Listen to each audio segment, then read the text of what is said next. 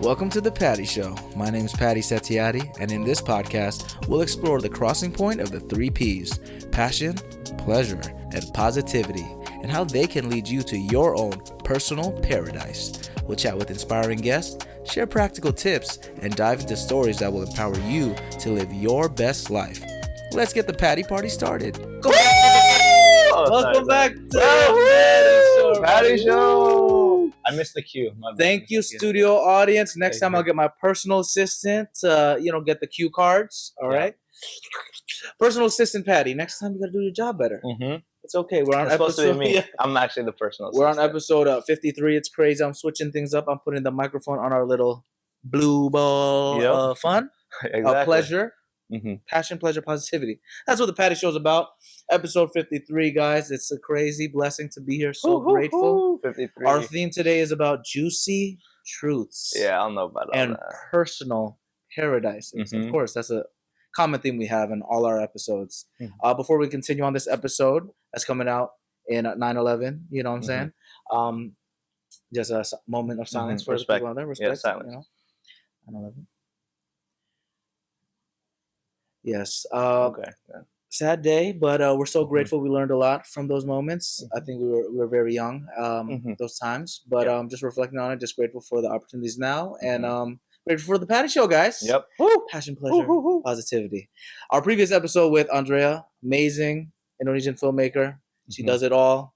The short film she had talking about generational trauma, I think really resonated with me personally. Generational trauma is something that I think resonates with all of us personally. A lot of us personally, and of course, my guest today, guys.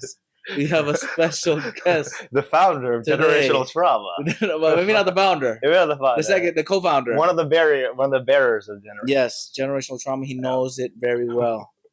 Okay, but it's not always about sadness in his life, but positivity as well. Yeah. He is the Lego loving lover. Okay. Lover of Asian women. Yeah. Diverse. One Asian woman. One Asian woman and now. Mom, sister, and partner. Yeah. Yes. One Asian woman now, though. Loyally. Another L right there. Yeah. All the L's he takes in his life, he turns into W's. Yeah. Sometimes he loses on the soccer field. It's okay though. He can still score a goal. It doesn't matter. Exactly. He's a winner on and off the fields. He knows how to pump it up any league that he's in, whether it's ivy or oak tree. He likes plants because green is his favorite color. That's why he's holding the green ball. He also loves to sing. He loves to dance. Call him a superstar from Big Time Rush. He's laughing right next to me. He's the one right below me. Yeah. But he's a top, guys.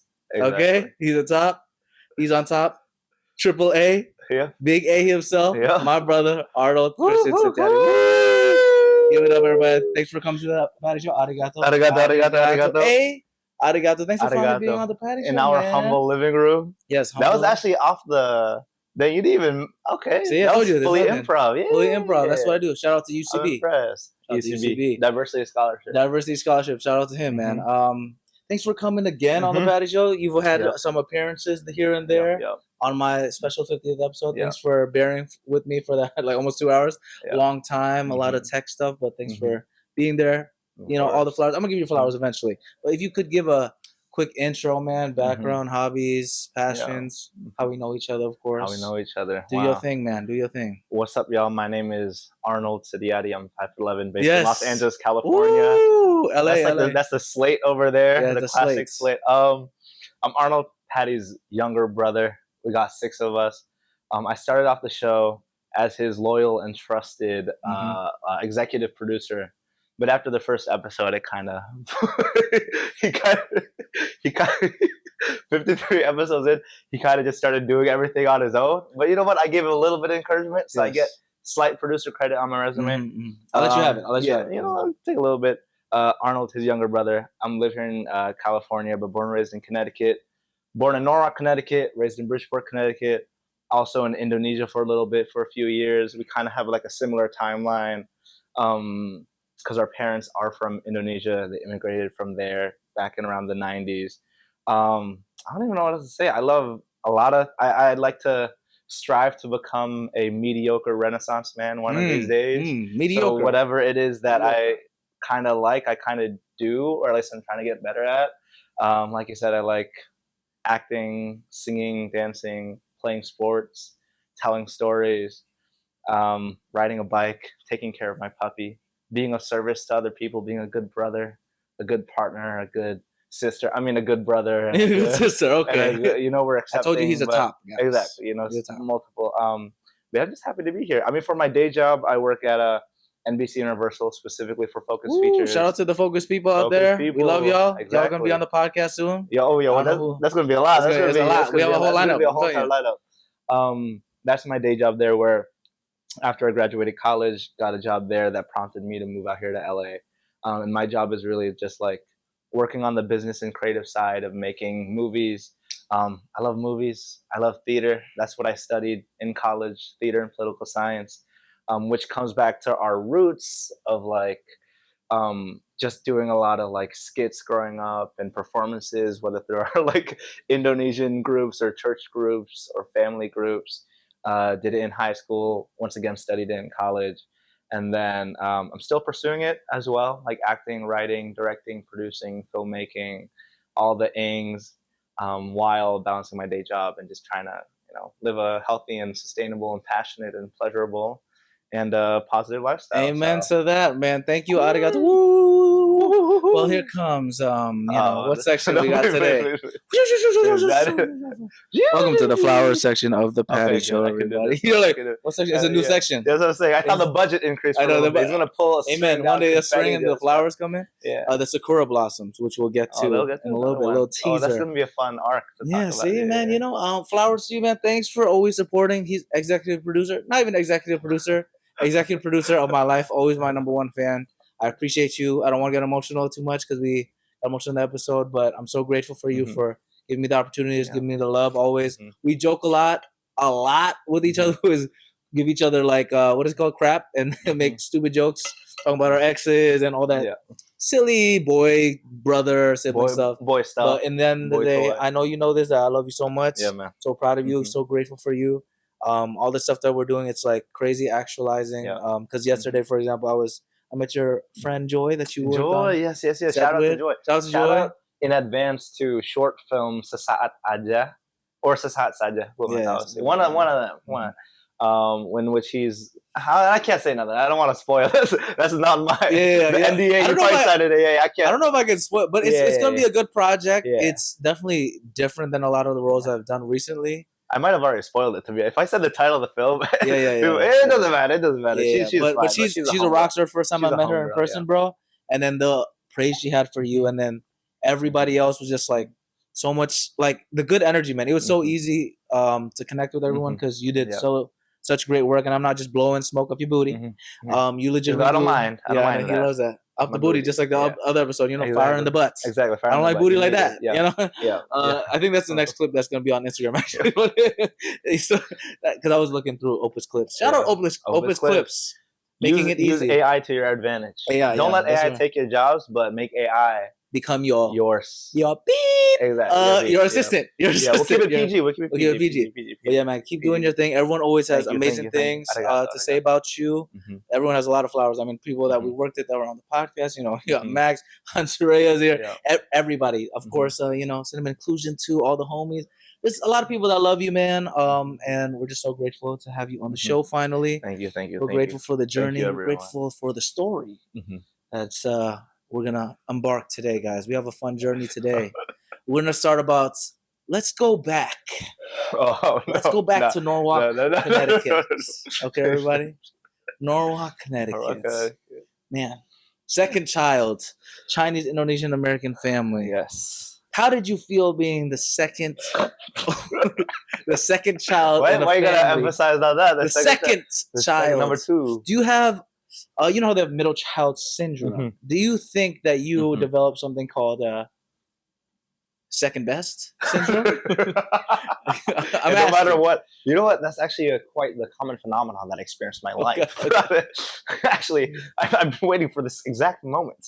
24 years into my life to talk about this.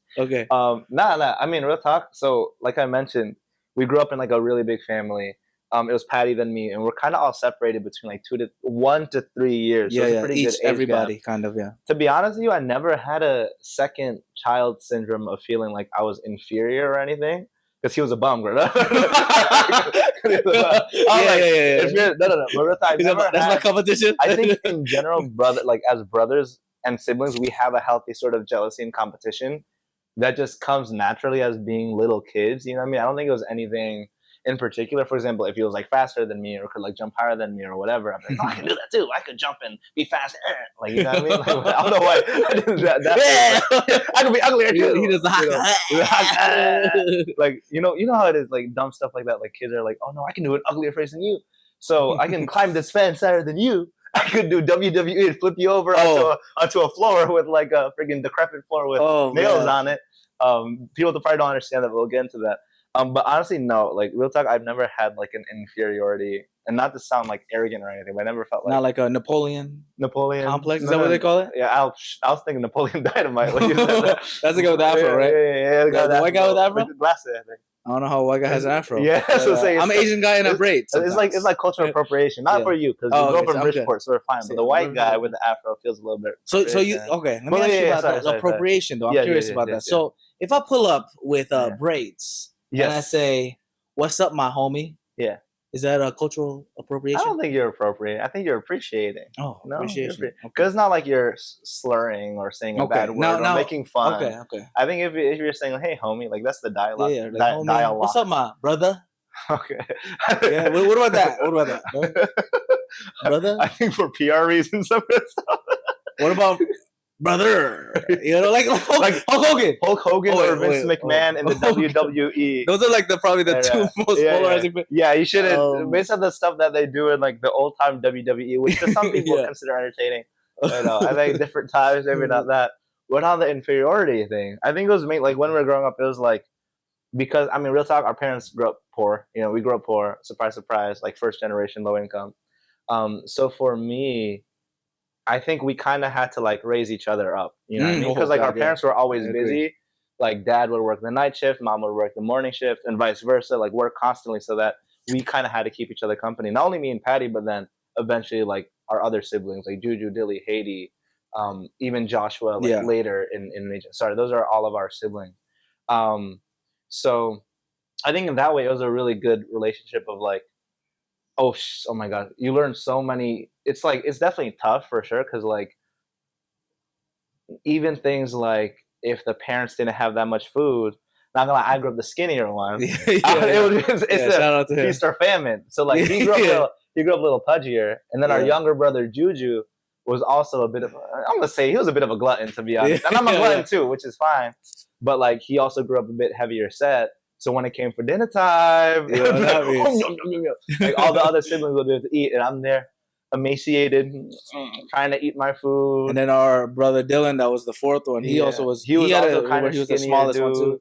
So honestly, like I know that's a bit general, but growing up, I don't think I've ever felt like any toxic. Like real time, I've never felt any toxic anything towards my siblings at all. If anything, I love that even though we didn't have that much money or resources, we kind of always like, you know, chopped it up and we just laugh it off at the end of the day and learn from each other and teach each other things. Sometimes a little bit too much. Some stuff that shouldn't be taught from someone because our parents lacked that not even ability to teach us, but capability, but also literally just time. Yeah. They weren't even there. It was. I wouldn't say it's their fault. Yeah, I do not blame them at all. Multiple hours and on all that stuff. You know, it's.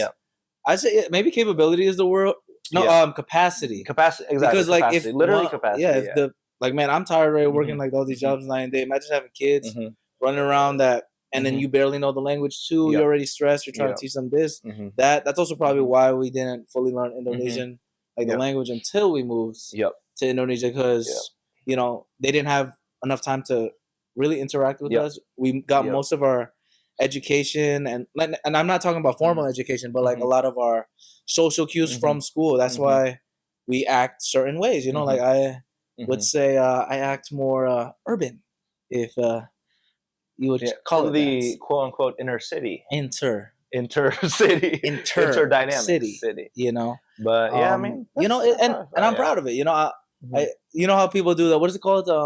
Code switching. That's us. That's our life. I mean, I obviously still do that sometimes for like networking events and stuff like that. Especially like in office, I'm not as. But at our core, we're still ourselves, though. We're still good.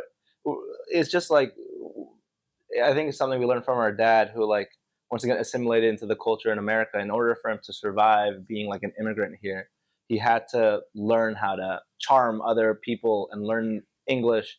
And you learn about American culture and watch all these movies and pop culture and use that in his daily life to be able to survive and thrive in society. So I feel like that's kind of what we did, of like, oh, we get rewarded for being kind and nice and charming.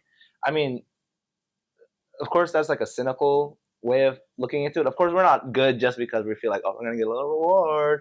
But I think we would be lying or I would be lying. I don't want to shove words in your mouth. I shoved too much stuff in your mouth already. I don't want to shove words in your mouth. Like healthy fruits and vegetables, shove it. This guy doesn't eat fruits and vegetables, guys. He's a meat boy. I'm a meat boy. I love meat. He loves meat in his mouth. But exactly. But it's one of those things where like, you got to do what you got to do to survive, and something we picked up from our dad for sure. Growing up as well, that's a pattern that I noticed. Yeah. No, absolutely. Yeah. I think also just like our surroundings and survival, it's, looking back at it, I'm grateful for it. During it was a struggle because I'm sure you remember all the times when the food was a big thing. Obviously, food scarcity. Where like I remember in Norwalk we had you had to use lunch money actually. Yeah. To pay for the stuff. Thankfully in Bridgeport you could get like free breakfast and lunch. So we stocked up. As Denzel said, I love you, Denzel. I always mention Denzel. But we're from around the way. I'm leaving here with something. Whenever I saw one of my homies like they didn't eat their breakfast, like nah, I'm good. I'm like, give me that. Sure? Give me that cold waffle. Yeah, I'll eat that. Bro. No, but you would usually ask like once or twice. Yeah, like, you sure? Nice. You asked nice. And they said, "Yeah, you sure? You sure?" But after the second, you sure? Then you take it. And then it would be the nicest whenever it was like those lunch ladies. Mainly like usually Hispanic or like African American. Super sweet, super sweet. They were like, "Honey, just get an extra orange juice. Yeah. A little extra chocolate milk." Oh, the chocolate milk was scarce back then in Bridgeport. Yeah, because usually they had the hardest one was the vanilla milk. Oh, vanilla milk. That one was so good. They got the pink and blue and the chocolate brown ones. Yeah, there was like the 2% skim milk. Yeah. Now that's all I drink now, to be honest. But before, man, they had the what's it called? It was like vanilla. It was so good, man. The flavor, like, the flavor was so good. But you're allergic to a lot of things. I'm allergic to a lot of things. Right, peanuts, with coconuts, eggs for a while, coconut, right? Women, shrimp. Tell me about the whole allergy journey. How did it feel like not eating peanuts in your mouth? Oh my gosh, no peanuts in my mouth is a tough one because like. Especially now, like I've been doing the past few years, I've been transitioning more into like more bodybuilding, health, like weightlifting stuff. I mean, throughout our lives, I feel like we're pretty athletic, but protein's a big thing, and I hear so many great things about like peanut butter and all this stuff. So I mean, honestly, for allergies, it's one of those things that because I grew up as a young kid, I already had these allergies to like peanut, coconut, shrimp. I was allergic to eggs, some soy products, even like certain weather conditions and whatnot. I just get kind of used to it. So like to me, it doesn't bother me as much. It kind of does like when I'm older and I see people enjoying delicious food. Because in Indonesia, for context, we're Chinese Indonesian. A lot of Southeast Asian cuisine has peanut, coconut, shrimp, especially coconut. Especially coconut. I mean, these are tropical, so it's like And like, so when I lived in Indonesia, when I was in Indonesia from like 9 to 12 or so, like 2.5 years, there would be so much like good, delicious food that I just couldn't eat. There's even one time where, what's it called? Like es teler? Like, yeah. It's like a mixed ice dessert in Indonesia. Kind of like, how do you, it's like, shaved ice kind of. Shaved ice. Like syrup. Avocado. It sounds crazy, but they make it. It's delicious. It's good because the avocado has that fattiness to it. Yep. Fatty patty. Fatty patty. And they have the coconut, the creamy coconutness. And then condensed milk over there. Milk. And it looks like pink, like a little pinky. Yeah. From the syrup, I'm pretty sure. Syrup, exactly. That was delicious. But then, like, when I ate it for the first time, I'm like, oh, Mom, it's so good. And then, like, I started getting a little itchy. A little hives. And then I was like, what's happening? And then Mom was like, oh, it's because coconut. I was like, really? And then she was like, yeah, I don't give a shit. I'm going. But then it was one of the, because for me, it was like, if I already ate it, I might as well. I'm run away. I'm leaving here with something. Like, I'm going to. You're like that guy from Billy and Mandy, bro. Yeah. Have you ever watched Billy and Mandy? One of the wildest shows? The Grim Reapers. Yeah, there's this one. Yeah, the Grim Reaper. Yeah, he's Jamaican. Yeah. Exactly. What's up, man? They were inclusive back then. Very inclusive. Very inclusive. Grim Reaper was Jamaican. Yeah, I just random. Bro, I don't know. But actually, maybe I don't know if that's inclusive or racist. Yeah, I don't know. It's borderline. It was close. Yeah, they choose a specific. But there's an episode where there's like a bully. What they call it, the Chub City Booty Head. Yeah, Chub City Booty Head. Yeah. And they basically just slap the cheeks of like Billy, the main character, and he has like a bungkak or what's it in English, like a plumped up face. Yeah. And we I always have that specifically in my mind, like that face. So that's what like allergies does to me. Luckily, I've been pretty good with the allergies lately. I don't have an EpiPen, which people roast me for. Yeah, I know you're crazy for that, bro. That's crazy. But I mean, it hasn't impacted my life too much. Like once again, like when you are used to it, or when you don't have something, it allows you to focus more on like what you do have. And for me, that's the meat and the Mickey D's. Because he's also a savory guy. You're more a savory guy. I do love sweets too, though. I do love sweets. I do love ice cream, but you know, ice cream is like it's no coconuts or nothing like that. But but he does love his more salty, savory, you know. But then he also loves his sweet Indonesian. Exactly. Food. Oh yes. Exactly. You see the quiver. Exactly.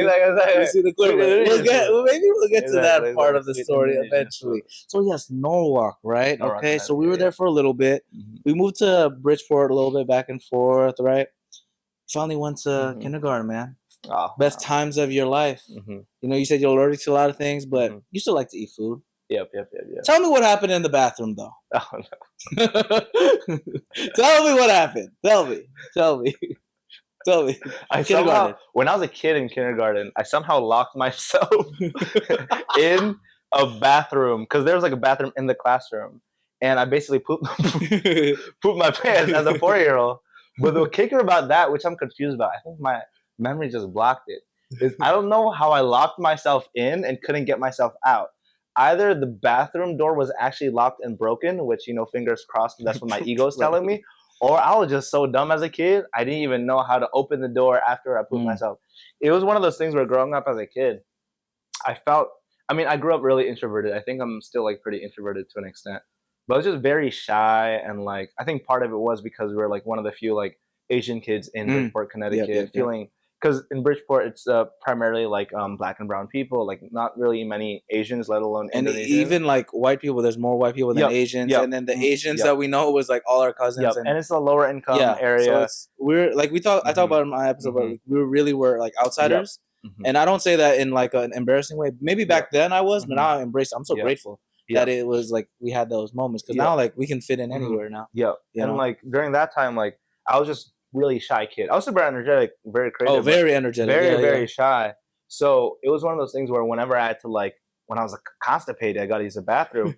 I was too shy to like tell anybody, tell my teacher. I was literally the kid too shy to raise up my hand, like, hey, can you use the bathroom? Like, you know what I mean? So just like that, the same voice. Just like that. Well, I had like a huge lisp growing up.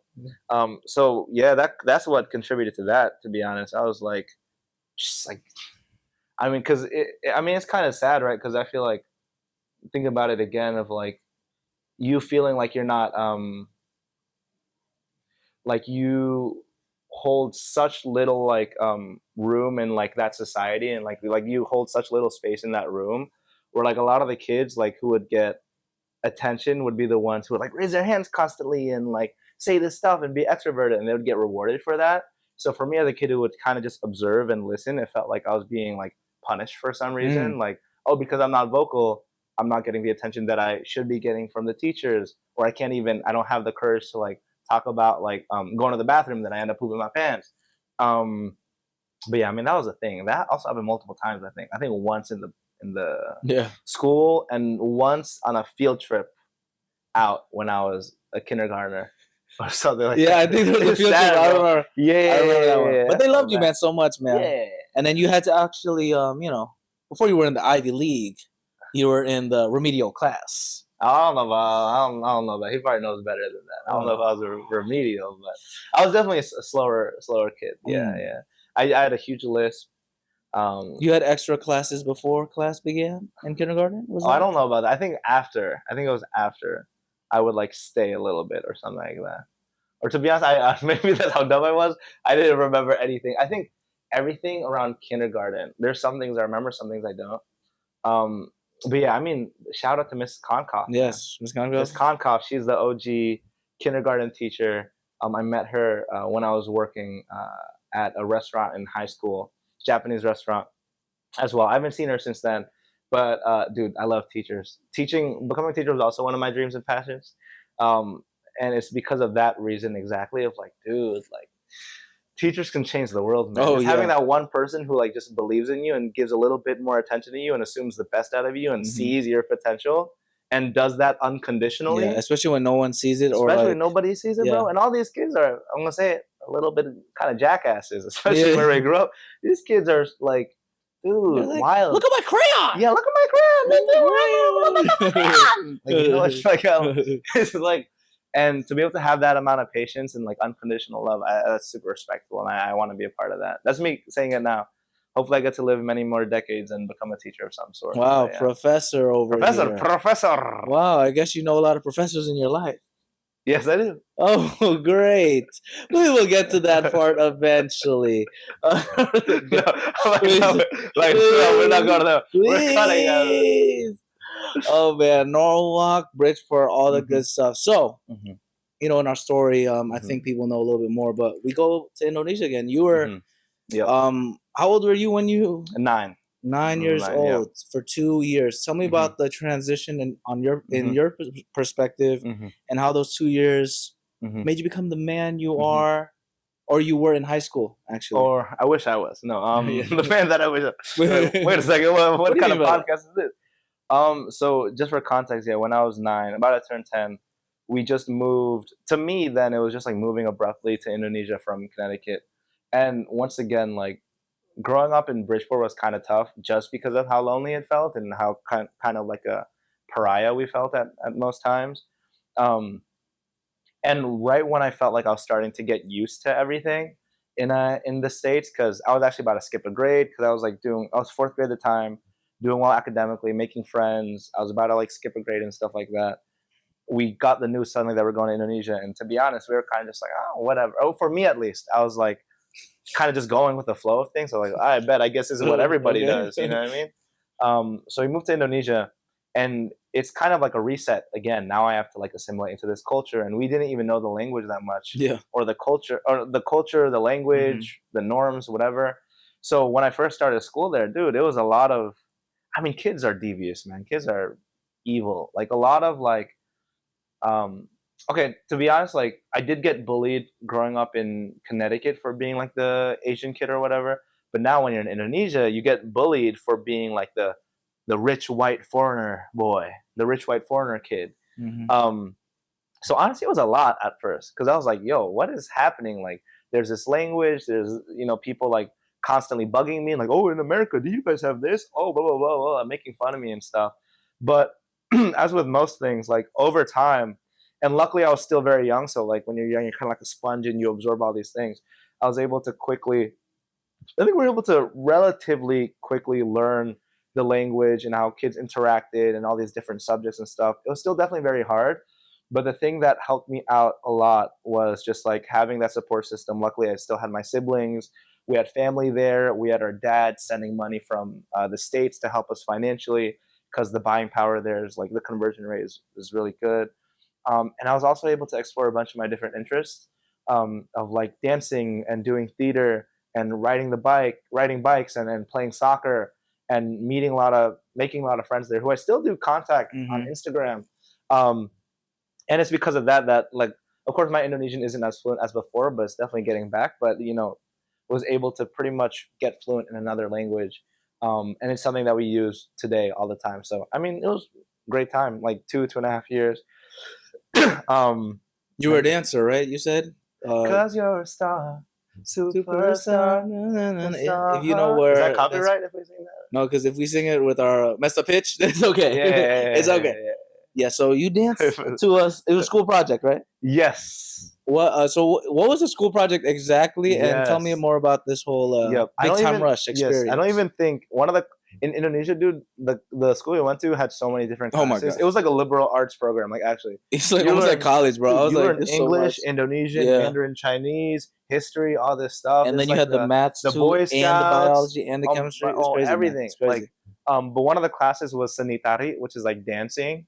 And dude, like I think there was like a class project where it was like, you have to choose a song to dance to and form like a group and dance to it. So I was just like, I bet we loved Big Time Rush growing up. I was like, okay, that's the Superstar. The song, you wanna wild out and wild out, it lies on you. He still knows the dance to it. Sort of, but that was just fun because it was a time for me to express my individuality where it was like, you're still, I couldn't speak the language, I'm still learning and whatnot.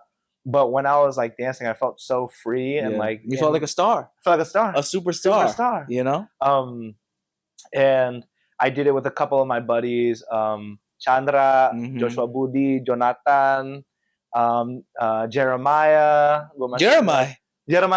Like the artist? No, and I think those were the 4 or 5, and Diki Purwadi as well. I just totally leaked everyone's names. Yeah, for government name out there. I love all of y'all. If y'all watching this, we got to, you gotta do it again. You gotta do the dance again. Part 2, like 15 years later. And then all the ACLs get torn out. Exactly. Yeah. Our joints don't work the way they did before. But I remember. Okay, this is gonna sound so. I remember one thing that one of my friends said. I think it was Irene. She told me, she was like, Arnold, that was such a great performance. To be honest, it's messed up. She was like, to be honest with you, the buddies, like, because we did like a boy band group, right? I was like gonna be Logan, and they're like James, and kind of they're like, honestly, the buddies dancing seemed like the background dancers. You seem like the main, which is like, as a little kid, luckily I didn't let that like give an ego boost where I was like, I'm gonna cut all you guys off, I'm the superstar. Yeah. But it made me feel like good and recognized, and like someone's like complimenting me for like my art, for my craft, or just like putting myself out there. I was like, oh, that's really dope. So I think that's something I learned a lot in my life. Like, even though I'm a shy person, like just like unconditionally doing what makes you happy out of inspiration, and then without needing anything. Like for this dance, I didn't care about the grade or whatever. I was just like, this is a cool song, let me do it with my buddies. Like doing what you love with people you love. And then other folks in seeing that also feel like inspired by it. Like as a 9-10-year-old to be able to get that sort of like affirmation, I'm like, dude, it's kind of dope. Let me do it again. I haven't danced in a while. See, there we go. We got him, guys. We have to get him to dance again. Yeah. With our buddy Brendan Hurley. Come on now. Woo, the dancer. DP Babu. We have to do another dance class. It's hard though, guys. The cardio. He's doing Pilates Friday, right? You doing Pilates? Oh shit, I'm doing Pilates. Oh man, God bless you, man. I don't know what I signed up for. Is it a reformer? I honestly don't know. It's like we're gonna pray for him on the Patty Show, guys. Please do. Yeah. Patty prayer. Patty prayers, palm trees, all that good stuff. And positivity. Oh my God, I forgot to say though. You can find us at Patty Show Podcast on Instagram, TikTok, Facebook, all that good stuff. PattySetiadi.com/podcast, PattyShow.podbean.com, and you can find him at Asian Arnold on Instagram. Yes, and then you have a website or ArnoldSetiadi.com. It's like outdated. LinkedIn, Arnold Setiadi. Yes, you'll find Maybe it all on like Snapchat, or my phone number is also 20. Oh my, this guy's crazy. He brought up with the whole Social Security and everything. 037 957 8525L. This guy's crazy. Security though. I'm glad we were talking about security. Yeah. Shout out to all the security guards out there. You remember that time when you almost passed out? Oh, dude, that's actually a good. So when I was tell me about this story. Indonesia,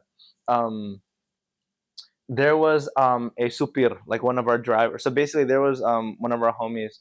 Oh my gosh, Om Budi, yeah. Om Budi. Yeah, I'm pretty sure, yeah. Om Budi, Uncle Budi, really generous man with glasses, nice guy, who would help drop us off to school and pick us up, right? So there was one day, it was like a hot day at the school. I think this was maybe like a few months into starting school at Penabur in Indonesia.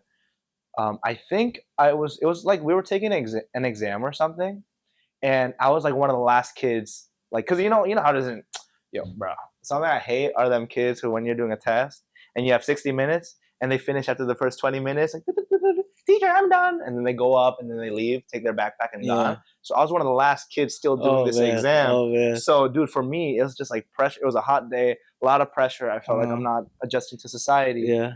And before this, you were already excelling, even though you talk about how your kindergarten, your grades weren't there up to par. Then you finally got up into like fourth grade, you're doing great. Yeah. And then coming back to Indonesia, back down to the poopy pants. Yeah, exactly. Poopy pants. No, literally, it is.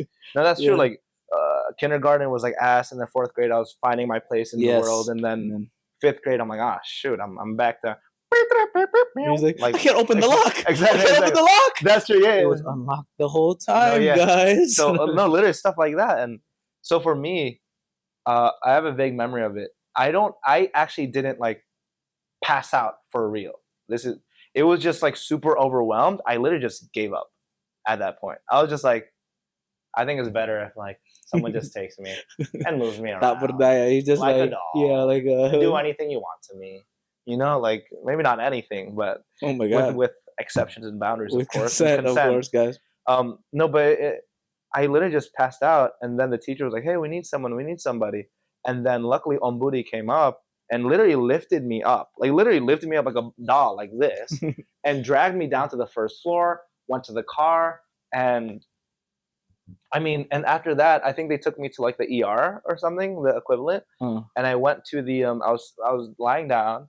And I remember my mom was there, and then my mom was like, "Oh, dia pingsan." Pingsan means like passed out. And then the doctor was like, "No, he seems all right." But what it appears is like an extreme amount of stress this kid is going through. So is it a panic attack then, or I think like a light panic attack of some sort. But I don't want to belittle anyone who's actually had like very serious, and of course not to compare people's experiences. But now that I reflect on it, I think that's something that like I've experienced a lot in my life. Not getting passed out and hoping an booty would lift me up like the little princess I am and go around and transport princess me. Treatment right here. But just like in life, like you can get overwhelmed a lot and want to feel like giving up. And even as a kid to be able to get that amount of pressure, but then understanding that at the end of the day, like there were still people who backed me up, literally like Booty and my mom. And even the doctor was like, "Hey man, don't worry. Indonesia's not that hard. I'm sure you'll be able to pick it up." Yeah. And your brother, of course, he cares about you. Oh yeah. I forgot about it. Older brother. And he would help me out. Exactly. He could also help me out too. Yes. No, but yeah, that was an early example of like feeling overwhelmed for sure. Now that I see it in this light, yeah. I remember that story. That was kind of crazy. Yeah. What was your perspective on it? Because I don't think we. Bro, honestly, I was just so confused because I'm like, I was stressed too. You was in school, right? Yeah, I was in school too, and I was stressed too. And like, bro, I remember I had, what's it called? Like D's. I almost didn't pass 7th grade, bro. I think they gave me out of pity. Shout out to all my teachers. My favorite P word, pity. Pity party. Pity party is crazy, bro. Not the P Diddy party. We don't do that. No, in LA, okay? Yeah, I should have. We haven't gone to the LA part yet. Okay. Yeah. But no, honestly, I was just like, I was also shocked too because I also felt like that overwhelming stuff, bro. And I think also it's just the chip on the shoulder, being like older stuff. I'm like, man, I have to lock in too, because then if they see it's like it's a little toxic. Sometimes I think it's good where you need to like lock in and show your best foot forward. But I think sometimes also I felt that pressure where I'm like, man, I always have to be on my A game 100% all the time. So seeing that made me like realize like, damn, there's breaking points to people look at. Yeah. I've had my breaking points in life. Seeing you experience that, bro, I felt like I just wanted to pray for you because I'm like I didn't know what was happening. Yeah. Like, he was like, he actually did? This guy died? Yeah, like, I just gave up. I was like, I can't do this. Yeah, no, that's a scary moment. I was like, this is too much. Because it was tough, man. School in Indo, man, especially for us, like we didn't really. And you know being much. a bit older too, I think it's harder when you're in that age of like prepubescent, like prepubescent. You said pubic hair. Like, what kind of podcast is this? What kind of podcast? Like, at least as a 9-year-old, you're still a little bit more naive to the world. But when you're like, how old are you? Like 12 or whatever. I think so. Like, Yeah, 12. It's like that's like the sweet spot for when you start hitting puberty, P, our favorite P word. Shout out to puberty. But it was tough, trials and tribulations for sure. But I feel like Indonesia built a lot of the foundation that we have. Oh, absolutely. In terms of our humor, the language, being able to like chop it up with different people from different backgrounds, and just having an appreciation for our identity and our parents and where they came from and stuff. We learned a lot to be very resourceful. I think, especially when we had that laptop era.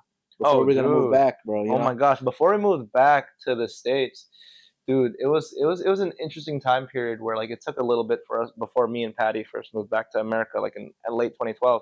So a good few months we weren't enrolled in school, so we would spend our days just like doing random stuff, like no internet, sharing one laptop, using desktop games. Whenever we would have internet, we would download YouTube videos, Big Time Rush, you know. Yeah, like Payphone, that era. Big Time Rush. I think I had Walking Dead there a little bit. Walking Dead, Sam Shui, Kurt Hugo Schneider. Oh my god, yeah, bro. A lot of things like that. Just the Facebook games out there, Marvel Avengers Alliance. Dude, it makes me kind of sad, bro, thinking about it. Yeah, man. I mean, everyone has it tough, but it makes me kind of sad. Like, dude, like now that we're in LA, like thinking about how all those little things can make us happy. when we're just there. Like he would be on a nocturnal schedule, so we could switch off the laptop shifts. I would use it earlier, he would use it later.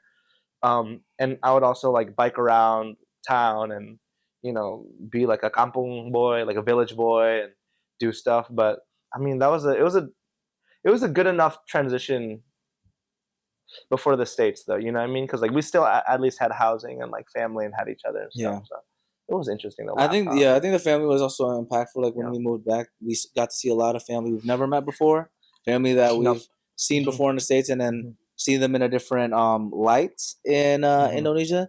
Did you have any fun experiences with family members in Indonesia that you wanted to highlight during your time? Dude, that's such a while ago, honestly.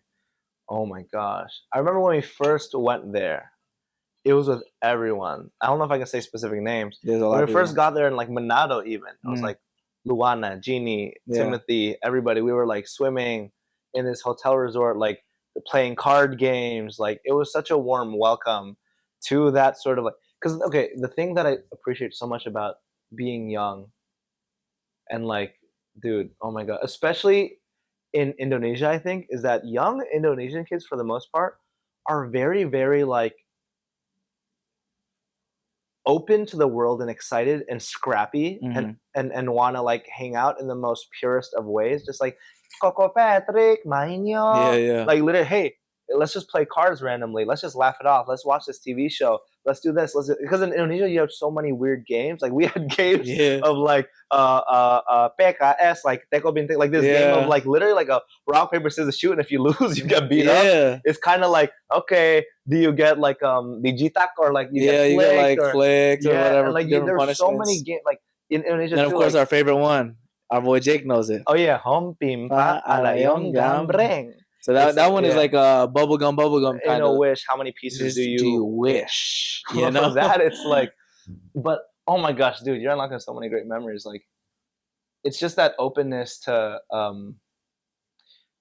I think part of it too was like this was before the social media era, so a lot of kids were so open to just like once again like biking around and playing paper soccer, where we get little pieces of paper and we make like a soccer team where you get like a little. Paper ball. And it's like basically soccer on the table. We did this with friends. Watching anime. Oh my gosh, so many great field trips that happened when I was in Banabur of like, dude, reading manga and like, cause I love my Asian culture a lot. So he does the anime and the Pokemon. I love Pokemon. Oh my God, so just being able even to the soundtrack.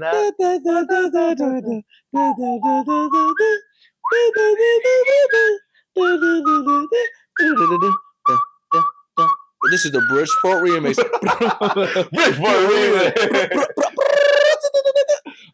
We love you, Bridgeport. Sorry, I got carried away, but it's like those memories with like, of course, like Manado, but even like remember like Kania and like Jordi, all the little plubbies right there. We had like friends in Kota Modern. And, like, our little complex we lived in for a little bit, where we would like get like the street food. I love chichong fan. Oh my God. This, rice noodle. This guy pulls over a motorcycle, big box on his back. I remember. Oh my gosh, I remember how he looks like exactly. I'm forgetting his exact name. But homie would come bless us up with that sweet and spicy sauce, the little bawang goreng, the fried onion, busting, bro. Dude, delicious. And that was only one of many. So honestly, I do want to go back to Indonesia soon. But stuff like that. Sorry, I know it's rambling, but just like that innocent era of. It gets me emotional too, because it's like that innocent era of just like play and curiosity, and now like being like an adult, it's like everything is so structured and regimented, and you gotta survive and whatnot. But this is a teaser for a feature film that I'm trying to work on. Okay. I do want to work on a movie that talks about my experience, of course, our experience, but my experience more of like what it was like growing up in Indonesia as a kid and being separated from these different environments in America and Indonesia. Because as a kid, it's like, dude, in Indonesia, it's like you view it with such a, once again, like an innocent, playful mindset of like, we're just playing games, having fun, getting this street food for 5,000 rupiah. Yeah, that's like 10 cents or something like that. But then when you're older, when I visited recently a few years ago as an adult, post-grad, I view Indonesia in a different light. I still love the country so much. I continue to learn more about it. I want to educate myself. But then I really do see, wow, like the socioeconomic discrepancy, like a lot of the like problems that it has. I'm like, oh shoot, there are people in their 70s and 80s, still struggling to like eat food and like and they don't know what their next meal they don't is know what gonna their be. next meal is. But as a kid, you kind of talk to these people with a smile on their face, and they help you out so much, because Indonesia is a country that is really based on like being of service to other people and being very kind, very collectivistic society. Yep. And like, but then as an adult, being like, oh shoot, these people who are giving so much were the same people. Like these people who are giving so much from like such a hard like socioeconomic background and having trials and tribulations are the same people when I was a kid that were so kind to me. And I didn't know that I was able to like go to America and like, you know, have these opportunities to go to college and whatnot while they have to like stay there. And once again, not to be the, American guy. I was like, America is better. In Indonesia, we have, you know, like, I feel so bad that they have to stay there. At the end, it's all about perspective and like counting your blessings. But I think it does give more like I said, like point of view of like how people's lives and circumstances are different. But I mean, I loved it. Shout out to all the homies. Yes, everybody. Homies, family, all the family, friends. Tangerang. Yeah, people. Everybody. And we love you, man. There's a lot of memories too. To be honest, there's too many people that like I don't want to thank. It's like we list them all. It would be unfair. Yeah, all the family out there. Rest in peace to all the ones that couldn't make it to the Patty Show. Yep. But we love you. You're gonna be there on the Patty Show after heaven. I mean, not only not after heaven. Yeah. Hopefully in heaven. Guys, I don't know about. I need to go back to church. Sorry. Yeah. After heaven is crazy. Well, what is it? Instead of like purgatory, it's the post after. Yes, but religion was a very important part of our life, man. You did a lot of church stuff in Indonesia, right? Too, right? Yeah.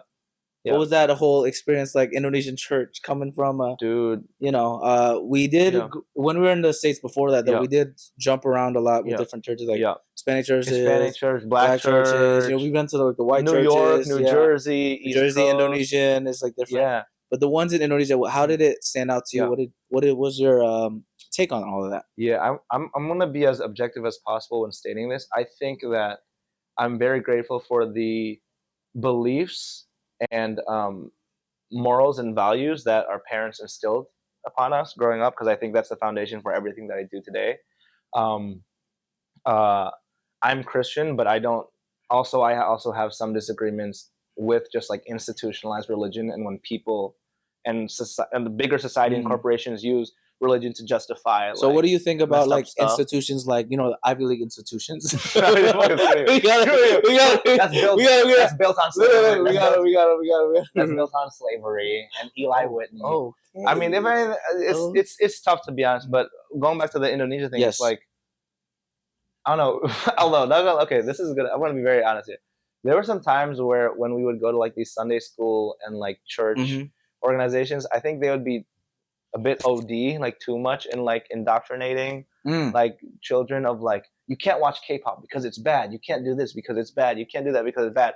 And literally just forcing kids to like, and forcing and punishing kids in this very like harshly didactic way to follow this religion. When for me, I think religion, or like, not to say there's a right or wrong way, right? But to me, I think it's more about relationship than religion, or like having that relationship with God or whatever you believe in. Rather than having a fine set of rules and forcing your kid, no, you can't watch K-pop, you can't play Pokemon, you can't watch Harry Potter because this is the devil, this is that. And I think some of the schools that we went to had a lot of that sort of wording. I remember specifically there was a presentation where like, oh, look at Super Junior, sorry. Yeah. And then like, oh, that's so cool, right? Wrong. And the presentation literally was like, wrong. This is the devil. And anybody who supports this is a part of the devil mentality. All you see is Arnold in the show. I was like, you're a star. This is cool. You're a star. So I think that's sort of extreme, like I like sort of perspective on it. I didn't really mess with, to be honest. It originally called like the jabak, so you got gotcha moment. You got gotcha. And so for me, like, you know, for me personally, like I you know, once again, like I love the values and the belief system behind it, but I disagree with when people, you know, try to like force it down your throat, or try to cherry pick and use it to justify their own personal agenda. I personally disagree with that. So I mean, I did love it though, because it gave me like a good foundation. Yeah. Dude, oh my gosh, I remember there's this one guy at church camp I met. I hope I can meet him one day. I vividly remember this. And honestly, I'm gonna probably write this in my journal ASAP for my short film. I think feature film. You're very welcome, executive producer over here. And honestly, I think I actually free wrote this a little bit, where the kid, I was at this church camp. This was like an additional church camp. I think, I don't know if it was paid for or whatever. It was just me, and I met this guy, like this Indonesian villager boy. He was there too. And then towards the end of the service, he was like, "Hey, how are you getting back home?" I was like, "Oh yeah, my mom's gonna pick me up." And then he was like, "Oh, in a car?" I was like, "Yeah, in a car." And he was like, "Oh, you have a car?" I was like, "Yeah, don't you?" Oh. And the kid was like, "Oh no, he said something." I'm gonna start crying, to be honest. He was like, "My mom passed away, and my dad is like," I'm gonna start crying, man. My dad is like an ojek, like a. Damn, I'm gonna start crying, man. This is a gotcha moment. Like, I want to make you cry. Where like he literally said his mom passed away, and his like dad was like a motorcycle driver in Indonesia. And I looked at him with so much like, damn, Arnold, you privileged brat of like, and so, but luckily, like, and this is thanks to my mom. Like, I had an instinct, luckily, to be like, hey man, can I drop you off and whatever? And he was like, oh, that would actually be very nice. And after that service, me, him, and my mom had like dinner together and talked about Christ and like whatever. I don't think I got his socials or anything or became like super close friends after, but I don't know, it's just little moments like that of like recognizing the privileges that you have, and not to be all like, oh, rich people suck and blah blah, but just even the privilege of being able to like have, it's cliche, but having 2 feet, being able to breathe and walk and enjoy being here in LA. I remember that moment of just those little things. Of course, a car is a big thing. Cars are expensive, y'all. Yeah, for real, man. But just being so ignorant as a kid to be like, wait, don't you have a car? And the kid, and it wasn't innocent. I wasn't trying to. Yeah, it wasn't like saying like you don't got a car. Yeah, because we've experienced a lot of that in Bridgeport later on. And I think that's another thing too, where like I don't know this. Yeah, counting your blessings. And our mom always taught us this, but like I don't know. I'm still trying to figure out what I think about this saying about how like there's always gonna be someone that has it more worse than you. Yep. And like I don't know. I agree, because it's true, bro. Like you could be, let's say, blind, all that, whatever. There's gonna be somebody that's worse than you, but I don't like to use it as in a way where you're like, oh, you're beneath me. It's more like you just gotta find gratitude in any way. And maybe you can help them. Maybe perspective shifting.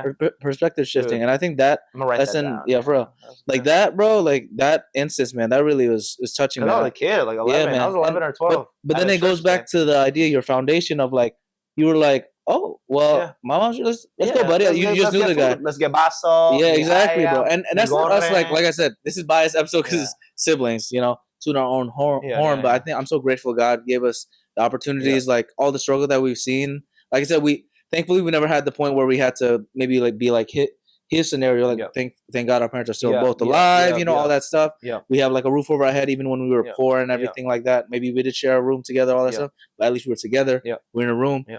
Like I mentioned with the whole other saying where it's like it could always be worse. But it was like your perspective and your wisdom at a young age to realize, hey man, I have plenty to share still. Yeah. Yeah. You can always share whenever you can. Yeah. And obviously, depending on circumstance, sometimes you can't give $1 million out there if you don't have $1 million. There's a couple people. I hope so. I hope you can. Yeah, for real. But man, thanks for sharing that. Indonesia was a great. Yeah, man. I feel like you learned a lot. You grew a lot. Definitely, I'd say. The tech back then wasn't as high tech like we mentioned, bro. Like there was no way you could get a social. Maybe BlackBerry. Yeah, BlackBerry, all that stuff, But and then homie was also poor, so he didn't have a phone. For real. We love you, brother. Hopefully one day we'll meet you one day. If he didn't have a car, I'm not gonna be like, you have a phone too. Yeah, for real. That like, and you don't have a phone? He's like, you don't have a phone too? Come on. You're poor? Like first your parents. Like even though we did share a laptop, we had a laptop, and then yes. But that was also the era when technology started growing a little bit. Starting to grow, yeah. You remember like Facebook was getting popping. We faked our age, of course. Yeah. We did Omegle. Shout out to Omegle. Dude, Omegle. Y'all got Omegle stories. Some of the stuff. Oh, we used to do that with our rest in peace, Opa Denny, man. Our grandpa Denny, man. We used to do the Omegle. That was actually, I don't know if we could say it, but basically, basically, he's such a kind guy where he would want to talk with strangers. I was like, Omegle, you get paired up with a random stranger. He'd be like, hello, my friend. Like, hello, apa kabar, my friend. And it's some like random white girl, like, hey. But sometimes you would skip and someone would flash like maybe let's say having too much pleasure by themselves. Having too much pleasure. The pleasure I don't necessarily advocate for the show to an older man. But that was also a fun memory too, man. That's what I'm saying. Those simple moments. We had so many simple moments in Indonesia that are just like goofing around and having fun and just like trying to be of service and kind to people. Yeah, I think that's a big thing. It was a good being era. of service to people. Like, it was a good era. I think you and Julian helped a lot with like Open Denny's, like different accounts. He had like 5 different accounts on Facebook or something with like different variations of his name. Like it was just like a wholesome, like fun time. I remember all the good memories in Indonesia, and then we finally moved back to the States. This was. How was the transition again for you then? Again, going back? Same thing. You know what I mean? The shock, like the shock, dude. It's like we spend a lot of our time like trying to adjust and assimilate to one, not even just culture, but like literally like system and group of people, and then you have to flip again, then flop again, flip again, flop again. And this time, I was like, oh shoot, my English is kind of cheeks now. Like I learned all the English. Indonesia, my English is kind of ass. We're back in Bridgeport, like getting bullied a bit, like didn't understand the culture. Once again, like one of the few Asians in like this inner city area.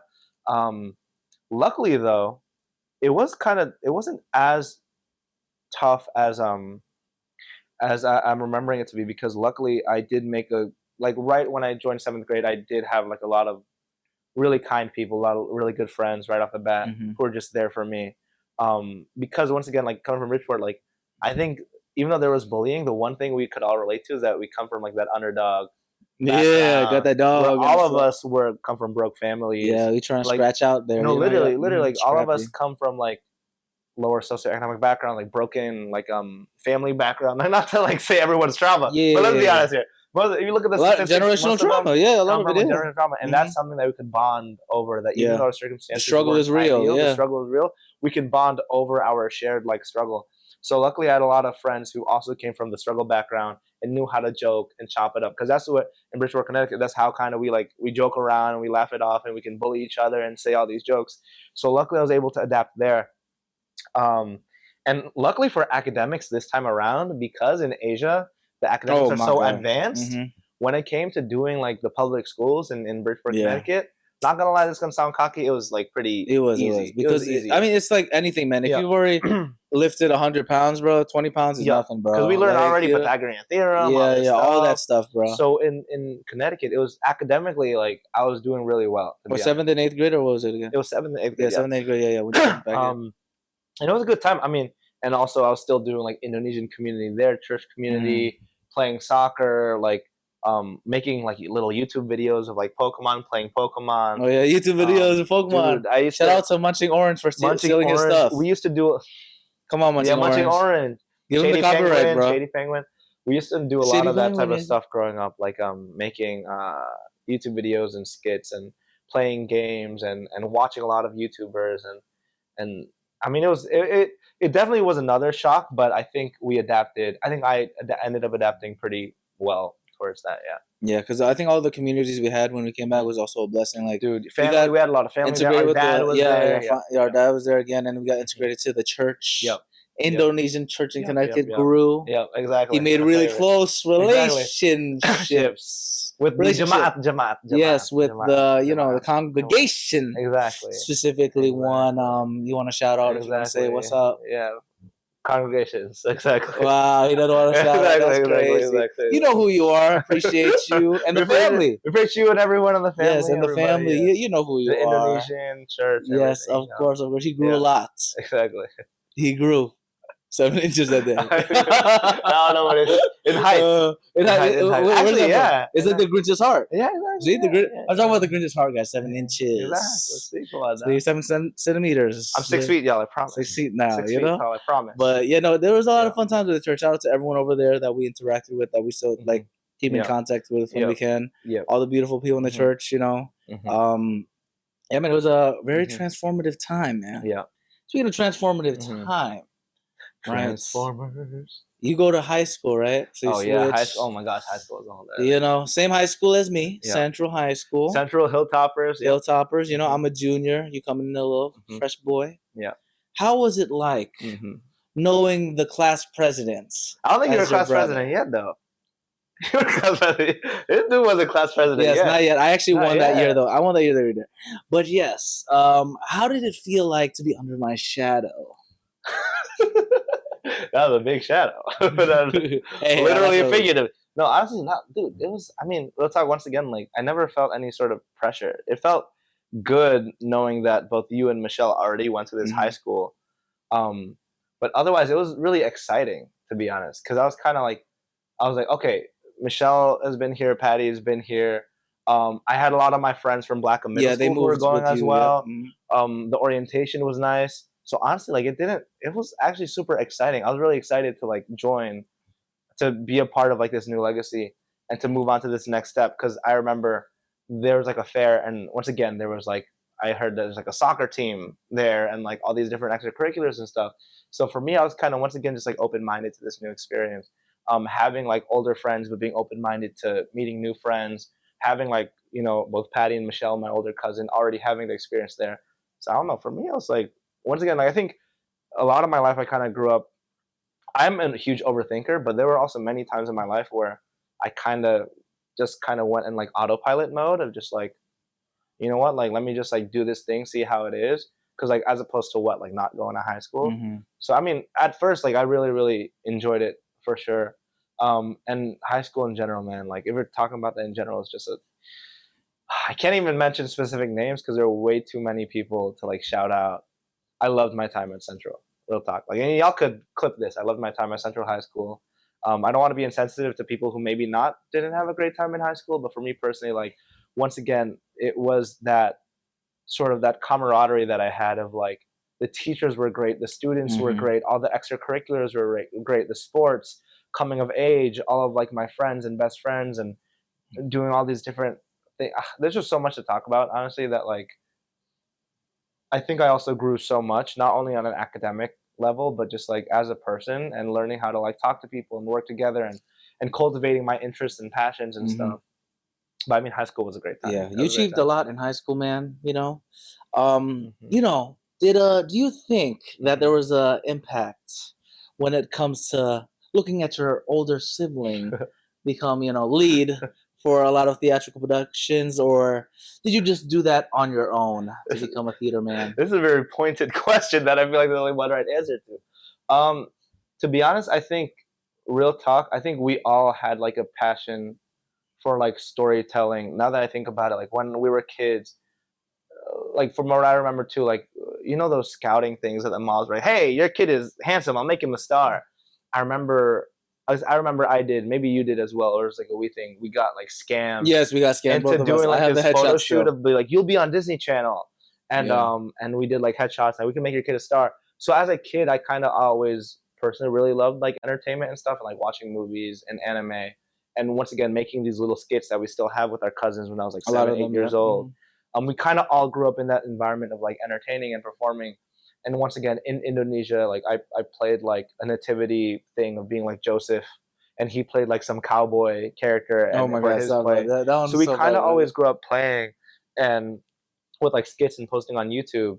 So for me, honestly, like, I mean, when he did the plays, that was great. I was like, oh, this is really dope. But I didn't think much about it, for me personally, to be honest. I was kind of like, this is a really dope, cool thing that he's doing all these plays, lead, this is awesome. But honestly, when I started, we didn't have that. So I couldn't even have an option of like, oh, I can't even do that theater club anyways, because the black box program was like gone. So I kind of had to adapt and do my other stuff of like, you know, performing through the church and Indonesian groups and recording YouTube videos.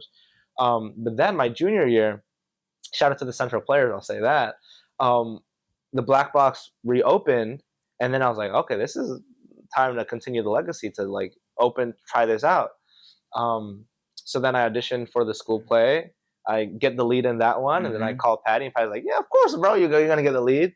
So it definitely felt like a huge honor to carry on that legacy. He was like, you sure? He was like, we talking about the lead? Or we talking about the lead pencil? Yeah, exactly. You should have the tree in the background.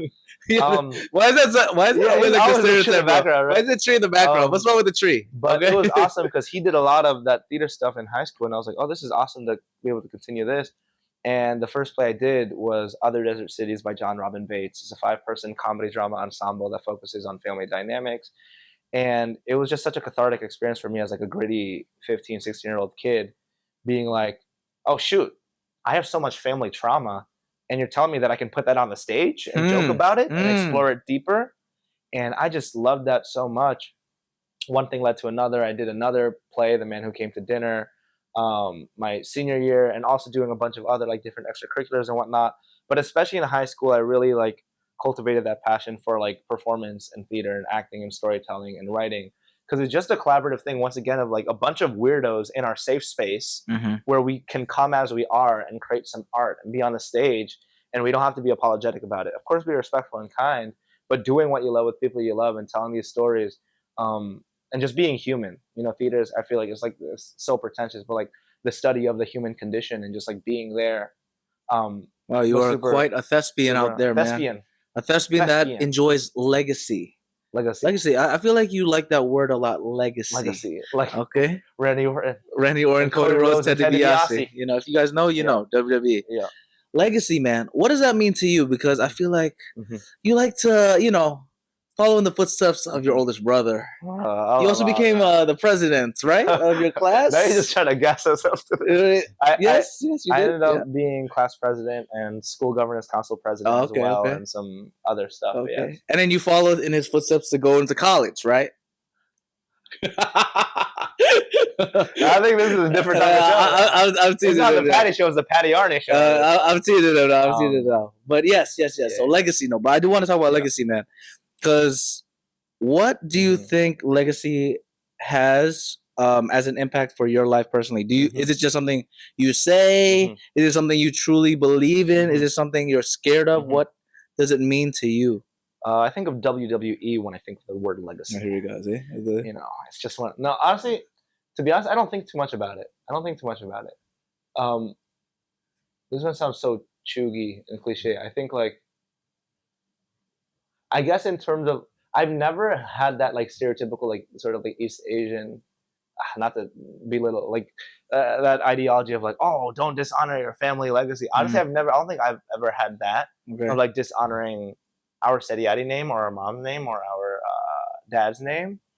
I think it was kind of just one of those things of like being grateful for what they have done and doing the best given the resources that you have. I think one thing I think a lot about in terms of legacy is like, okay, we grew up with not much and we did our best and we're kind of like, you know, getting up there in society or whatever that means, like just trying our best. But now that hopefully when I have kids in the future, are they going to grow up rich and privileged and like brats and not be grateful for like the sacrifices that I've made and, you know, we've made and my dad has made and, you know, not be kind and of service to other people? I guess the way I see it is like, I just hope that these foundational values that we have of just being kind people and being of service to other people can get passed down generation to generation.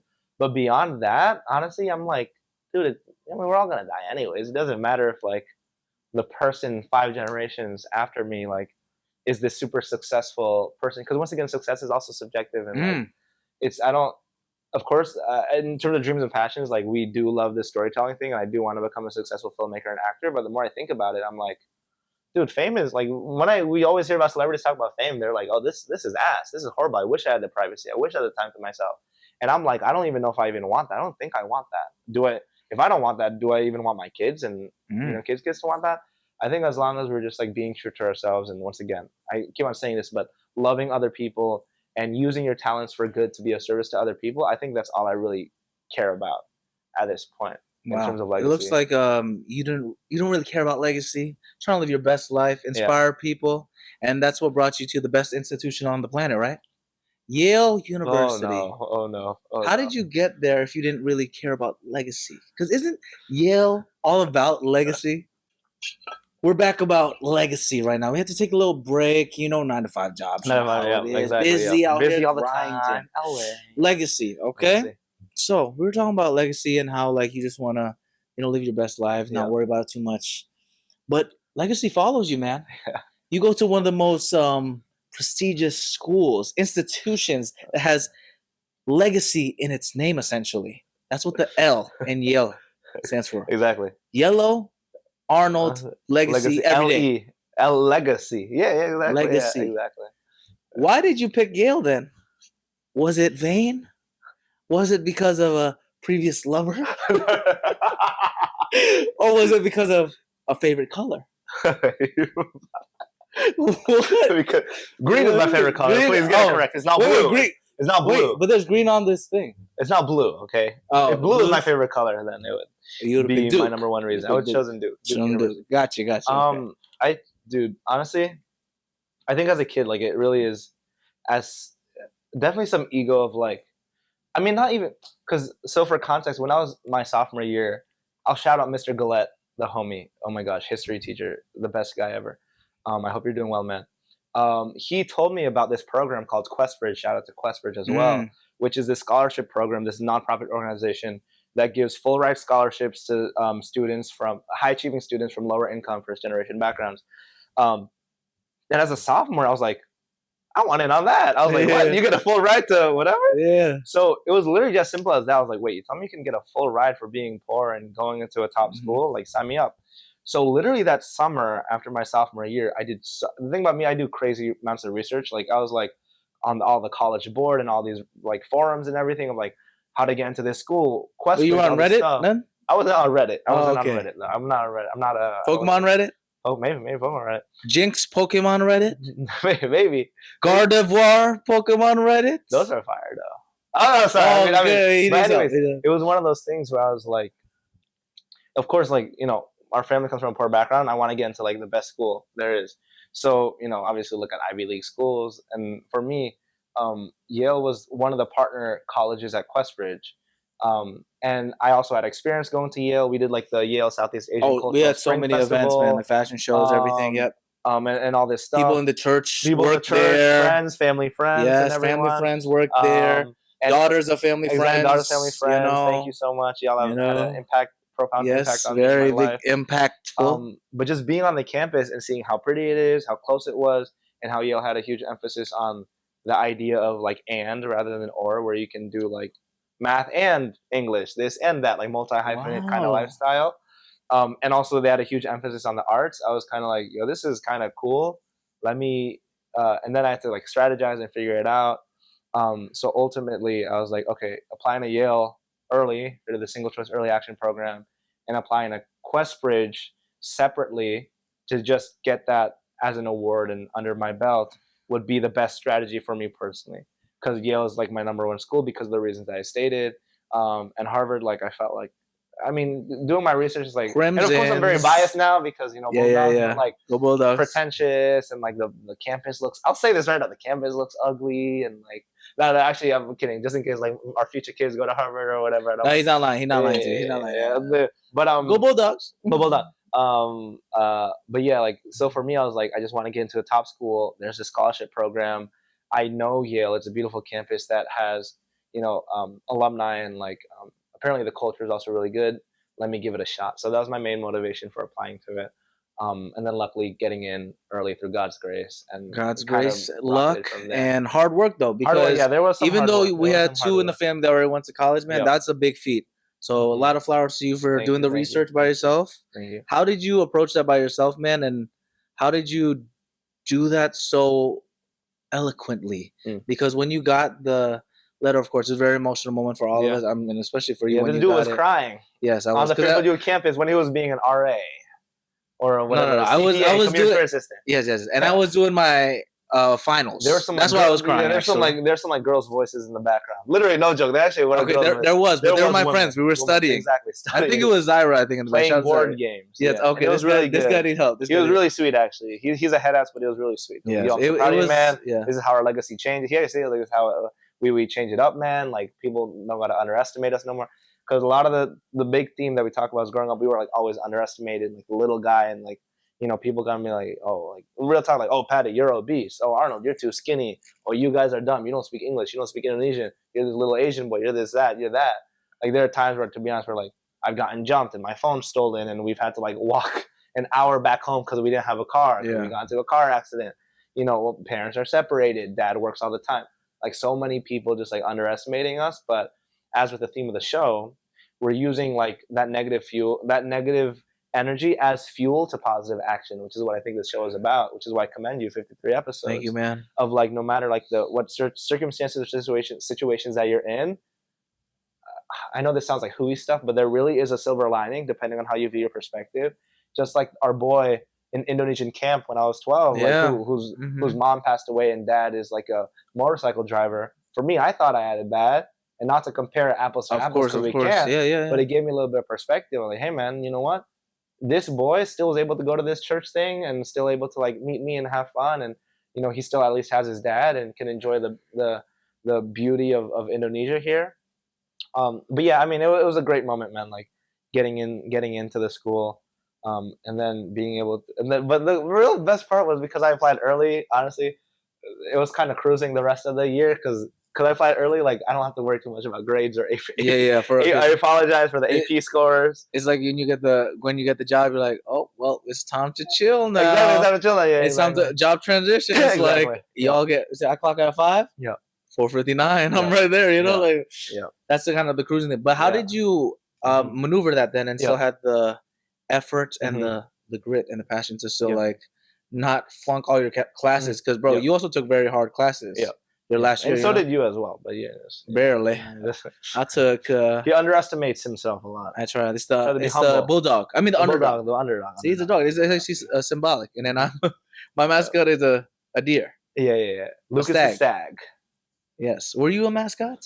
No, I was not a mascot. Oh, that would have been funny. He was a mascot, though. Yes, I was. He did all types of jobs. That was the underdog story. The underdog. But, I mean, in terms of like how it kept on going was like, dude, I mean, I think you can relate. In high school, just like finding the fun in it, dude. It was all still very fun. Like, just once again, like doing those extracurriculars, being there with the friends, and not having the pressure to exceed academically anymore. It's like, I would still do the classes because I was interested in the subject matter, but I didn't have to worry about being extremely, extremely perfect. But also, to be honest, because like I've already finished a good amount of that semester, the momentum kind of carries. It's not like I forget everything that I learned, but now there's just not as much pressure to like, let's say, get a 5 on the AP exam or get like an A+ or whatever in this certain class. Because as long as I didn't fail any classes, I wouldn't get my acceptance revoked. And there are very rare instances of like students getting their acceptance revoked. Like I'd literally have to fail every single class, which luckily like I was, decent enough to not do that. But yeah, that's how I kept it going. So then you had more time to work on your physique. Yeah, right. Little Arnold Schwarzenegger time. AS, Got those 25-pound dumbbells. They're rusty. Yeah, we got. I don't know how we got it. That's such a great thing. Because we grew up very athletic and playing sports. But I remember when I was a teenager, I got these pair of 25-pound dumbbells. And I was like, yo, I want some abs. I want to look good. Shout out to Mike Chang. Mike Chang. He's in Bali now. I'm gonna meet the homie. But because I grew up really skinny, and I mean I still am like lean and skinnier and whatnot, but it was like one of those things where I'm getting a good angle now. I grew up very skinny, no, but it's one of those things where I was like, I want to put on some mass, and so I was able to like start going to the gym. Shout out to Christian and everybody at LA Fitness and Bertu, everybody at LA Fitness, while also still playing soccer and going to the gym at the same time. I remember that.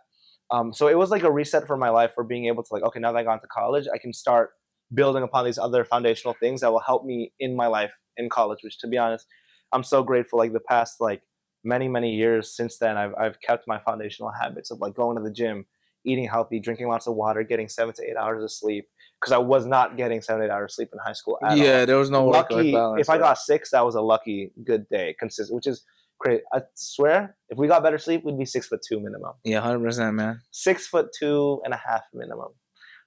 But yeah, I mean, that's how I kept it pushing, man. Just trying to balance out my life more after that. Yeah, because he used to be an early worm, or tried to be at least, with his alarm clock, Mr. Ooby Dooby Doo Papa.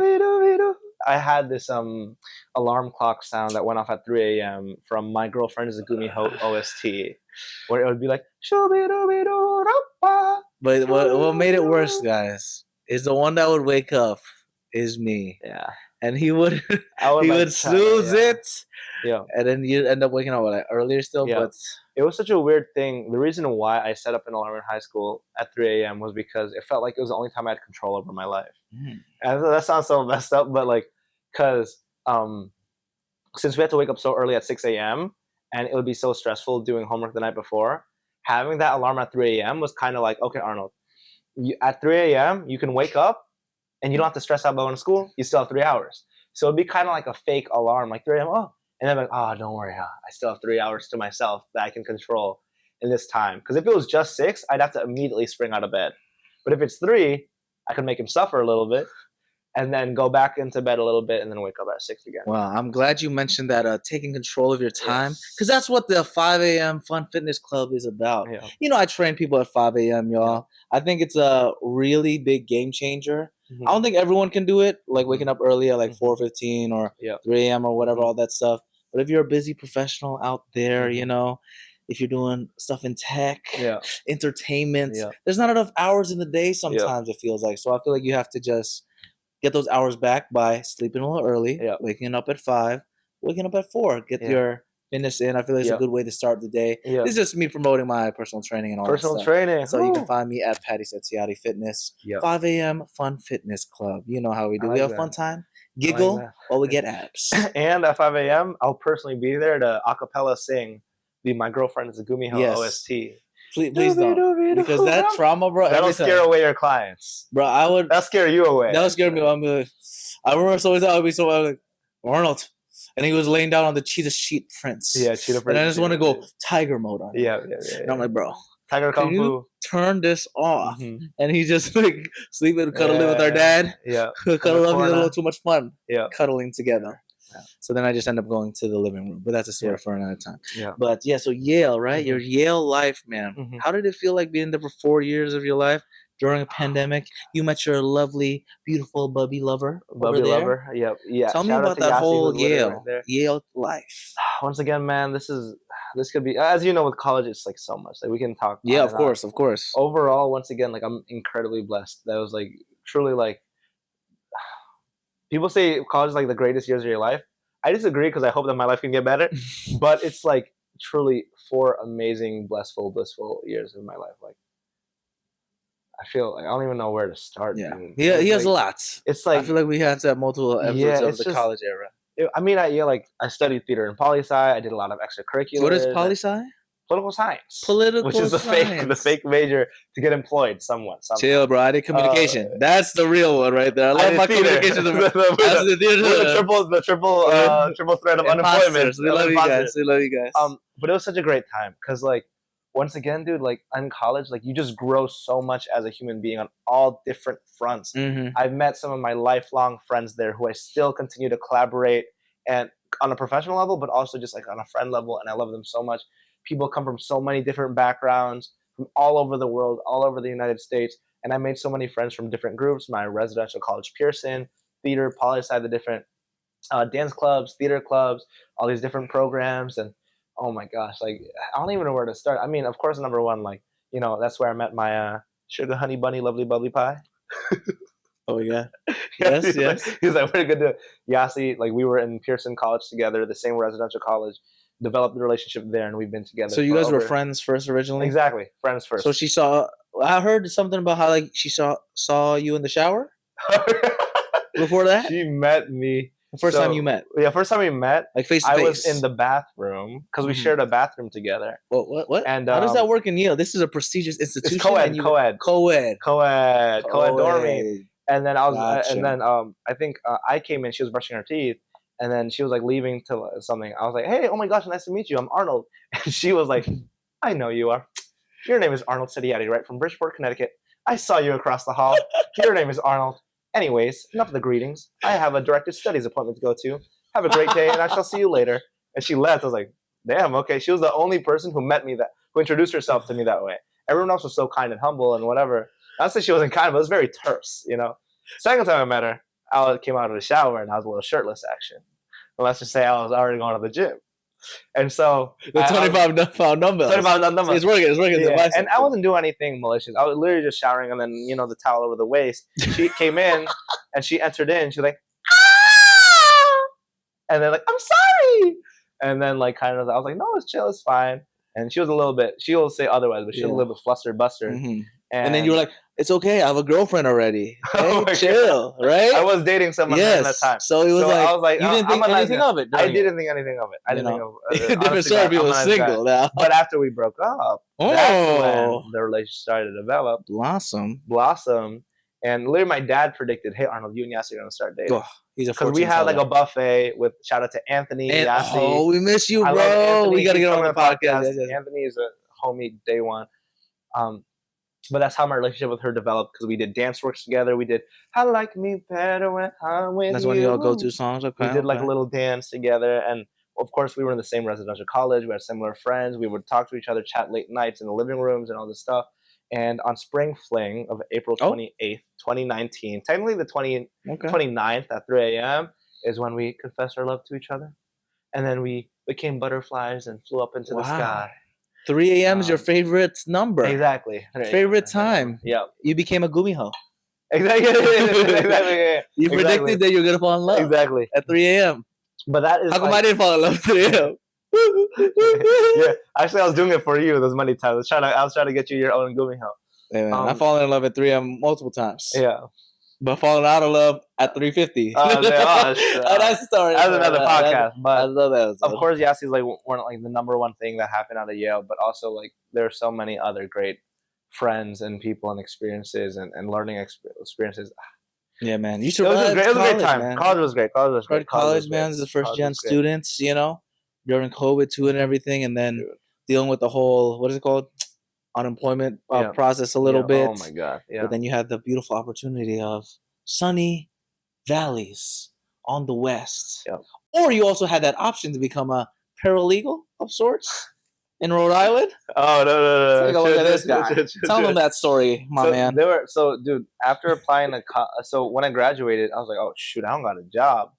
And it was just like I was applying to so many things, hundreds of rejections, not hearing back.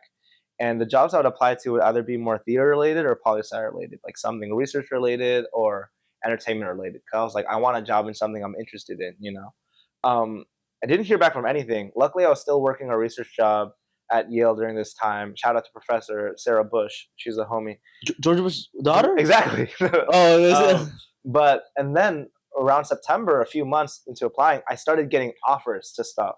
Like, it was like Brown University School of Medicine, helping with like the COVID stuff there, paralegal things, some entertainment jobs, working at UTA's agent program, a lot of these different offers. But then I hear back from NBCU to work as a strategy and research coordinator over there. And I did many interviews, and luckily I got the job. And once again, I said this at the beginning, but it's kind of working on the business and creative sides of film, kind of like a consultant, but for like the production and marketing of our movies. And I got that job, and I was like, hey man, let's just take it. It led me to move out to LA, where I can, you know, do that job, but also separately pursue my other creative passions of acting and writing and directing and producing. And it's just been absolutely amazing. And then he joined me, and now we're here kind of building our personal paradise together. So yes, our empire. Legacy. You know, that's the one way to say it. I say personal paradise, whatever you guys want to call it. Yeah, man. Speaking of personal paradise, let's finally get to the question, because it took a while. It took a while. Well, I mean, honestly, we probably talked about a lot of the questions. We did definitely talk about all the questions, but first talking point about passion, we did talk about all your passions. Yep. The undeniable. Yep. From undesirable to undeniable. Love that. Shout out to WWE Cody Rhodes. You can learn a lot from that stories right there. What's one dream, man, and pursuit that, you know, has always kept calling you no matter how hard life got? To be a soccer player. Better than Lionel Messi and Cristiano Ronaldo combined. I've joined a corporate league recently. And it is within my duty to win the company's at this point we lost our first game, but it's okay. Honestly, many things. I think every day I'm like, whenever I get into something, I fall into a rabbit hole, whether it's like when we're in our breakdancing era, or playing soccer, or being a teacher, or an architect at one point, or building Legos. Like, I think and this sounds so cliche, but always telling stories was one of my main things I really love. Like, entertaining. I think for now, it is definitely becoming like the more multi-hyphenate, like actor, writer, director, producer, of just like, as long as I'm in the process of creating a piece of art, like I just want to be there and do it. Some days I prefer the acting side more, some days I prefer the writing side more, some days I prefer the logistical side more. But I think with what we've already talked about, just growing up in performing a lot in our Indonesian and church communities, making those YouTube videos, doing the theater, studying. I also studied abroad in England for theater and did all these different programs. I kind of always came back to that thing of like, hey, Arnold, share and reflect the experiences that you have, the personal experiences that you have in your life, and make it into this entertaining and hopefully inspiring thing for other people. So I think that's something that's always been with me. Like I love writing. Like in college, like my thesis was like a full-length play that I wrote and acted in and produced, done many like short films, student films, feature projects, commercials, like web series, whatever. And just being in that, once again, like that collaborative process of like working with people and making art. Cause I think it's also a healthy way of talking about your trauma. Cause like when you're making art, depending on what type of art you make, I hope it comes from a personal place. And for us, it comes from a lot of trauma, but we're using that opportunity to like on a healthy level, reflect on that trauma and experiences to be able to hopefully tell an empowering story for the audience. So that's kind of something that I've always gravitated towards. Like even also even like the stupid stuff, like, cause we're going to make like a stupid movie one day of just like a white chicks Shaolin soccer thing. Like I'm putting it out there. So even goofy stuff like that, like I love to just like laughing on set. So anything in that, like being on the stage, being behind the camera, like I think that's one of the reasons why we're in LA, why I'm in LA. I just really love that process in general. Yeah. I think the whole process that you mentioned about the beauty of, using that trauma, using your experience to be a form of therapy. I talk about it in and not moping on it. But like this podcast, I'm so grateful that I have it because I get to really reveal myself, peel the onions, peel the layers, peel people's onions, and all that. That sounds kind of fun. I'm like a chef, I guess. Yeah. This new short film, I kind of have some cooking stuff to do. NDA. We signed the NDA. NDA. I can't spoil too much, but it's really like a great moment whenever you create your own art because a piece of you is going to be there. You did mention your project, your thesis in college. Talk about that whole project experience. Sorry I couldn't be there. I was living my he was enjoying his life in Bali. I tried to be there for like the first 5 minutes, and all I saw was all I saw was a guy with a red shirt screaming. Yeah. I'm like, that's all I know. As a part of any thespian's journey, you must create your own art. During my time at Yale, like as a part of the theater studies curriculum, you take like 10 classes or whatever, but it culminates in like a final project where you propose a project either as like a director or a writer or an actor or whatever. And if it's approved, the department gives you money to essentially set it up as a part of like this showcase for the year. And for me, like, I mean, throughout my time at Yale, like I created a bunch of stuff, like one person plays and acted in people's stuff, musicals, straight plays, whatever. And you said straight plays? Straight plays, yeah. So there's non-straight plays? No comment. What's a non-straight play? Musical. Wait a minute. Legally Blonde. Okay. Straight play refers to the structure. It's no singing. Yeah, come on. No, I'm not. That's what I was. That's what I was thinking. Because to be honest, most of the plays have, members of our LGBTQ community. Yes, we love our. Because not gonna lie, like that's as a theater kid, not gonna lie, like it's mainly a lot of. We love y'all, man. Love is love. Love is love. Okay? I was one of the few straight Asian, honestly, a few Asian guys that were straight in the theater program. So I added to the diversity. There we go. For once, the straight man is the minority. We love y'all. We love y'all so much. But for me, like I was able to get a scholarship to like study abroad in England and do all these different things. And just generally, I was like, you know what? AAPI representation is kind of ass. I just want to make a story that is reflective of like my experiences. So I wrote this play throughout the years called Panchasila, which also got won like the Yale Playwrights Festival and all these other things. But it's an ensemble cast? It's an ensemble cast, because the characters that I was curious about, there's an international student there. International student. Where did that international student come from? That idea? Oh, Yasi. My partner, interesting. The play essentially is a comedy drama ensemble play. It's called Panchasila, which observes 3 different relationships essentially. There's Christian and Brian, this buddy cop duo. Christian is this Asian dude whose parents passed away, and Brian is this like white guy. They're both like buddy cop detectives trying to solve this mystery throughout the play. The second relationship is Jacob and Camille. Jacob is this like struggling Asian actor, and Camille is his like international student girlfriend. And then is Harold and Daisy, the third generation, which is Jacob's dad, immigrant dad, and immigrant mother. And there are a bunch of other characters, but it's basically kind of like the structure of it is following this buddy cop detective thing of solving this mystery while weaving these different plot lines, and there's just broader commentary on like the Asian and Asian American experience, how Asians aren't monolithic, how Asians and Asian Americans from different cultures and backgrounds and ages and socioeconomic backgrounds have different experiences, but ultimately, just like in Pancasila, which means unity through diversity, we're able to find commonalities through our differences. And it's just something, because I feel like a lot of people do too cerebral, intellectual, like deep emotional stuff. I was kind of like, let me just make something funny that can kind of also tug on people's heartstrings. So luckily, I might want to bring it back. It was supposed to make a premiere at UConn, but the homies at UConn didn't end up getting it back to me. Guys. Come on, y'all, come on. These Huskies are sleeping. Come on, the Bulldogs were going to play. Otherwise, the Stags would have done. Otherwise, we'll have to do an LA one where he plays a one-person play version of. Oh my god, I'm gonna be so tired, bro. 12 characters. You know, I'm bad with lines. We'll go to East West Players now. That's my weakness. East West Players. We'll go right there. We'll pitch it over there. But it was a great learning experience for me of just like writing something and acting in it and producing it, and once again bringing my experiences to the table after being in so many different productions and projects.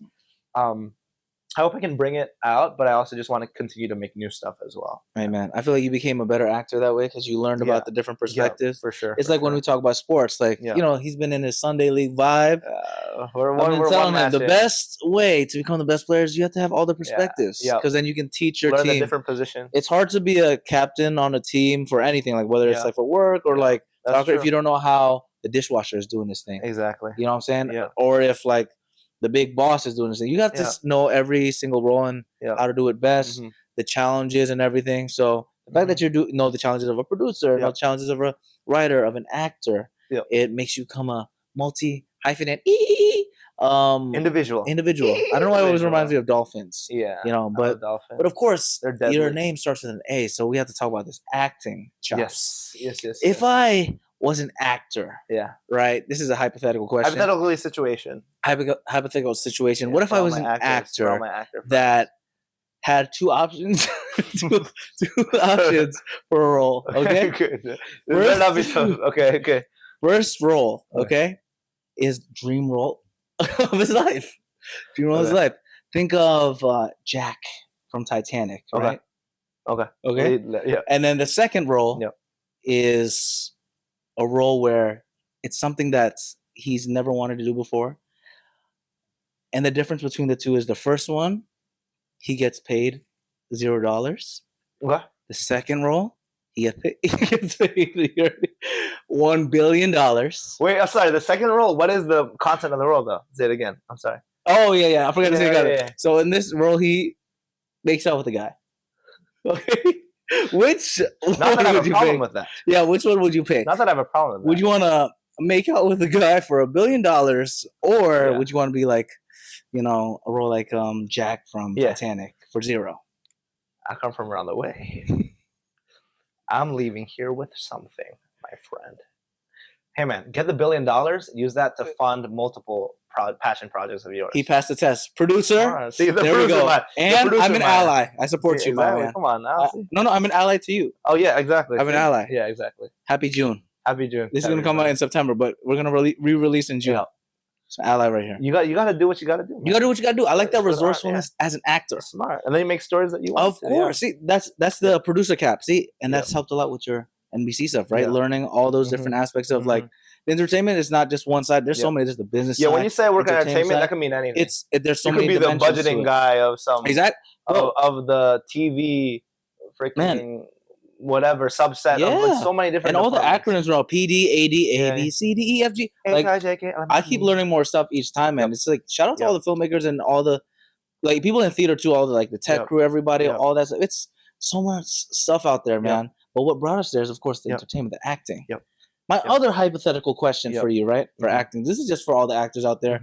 If I'm an actor, let's say, and I have a role where I have to, you know, be like twice my age, for example. How would you approach that with, you know, grace while honoring the people that are that age range while also having your own flair to it? How do you approach that as an actor personally? I think you should do a modern version of minstrelsy with that. No, I'm not gonna do it. I think you should. That's gonna get me canceled. I think you should. I think whenever you're whenever a lot of people have this misconception that acting is like lying. I think in general, once again, this is some hoo-ha stuff. It's like living truthfully. I mean, you hear this a lot. It's like living truthfully under imaginary circumstances. You can't literally age yourself up 30, 40 years or whatever. This is for the project. But what we can do is you can do a character analysis, look at the character, what are their circumstances, what are they going through, what are their objectives, whatever it is, and then listing out your own personal things and see where and find the commonalities and how you guys can relate with that. Okay. So let's say the character is an older fellow and is like, hypothetically, right, lost his wife of like 30 years. Okay, gotcha. You have that as a fact, right? You can't, because you have to use the circumstances of the script, because like, of course, you can't disrespect the producer or writer. Yeah, you can't just make stuff up. You can't make it up. Like, actually, no, he's a heartthrob. And he's 29. Exactly. Yeah. No, it's like, but then you grab that fact and then you do some reflection. You're like, okay, he lost his wife of 30 years. I don't have a wife of 30 years.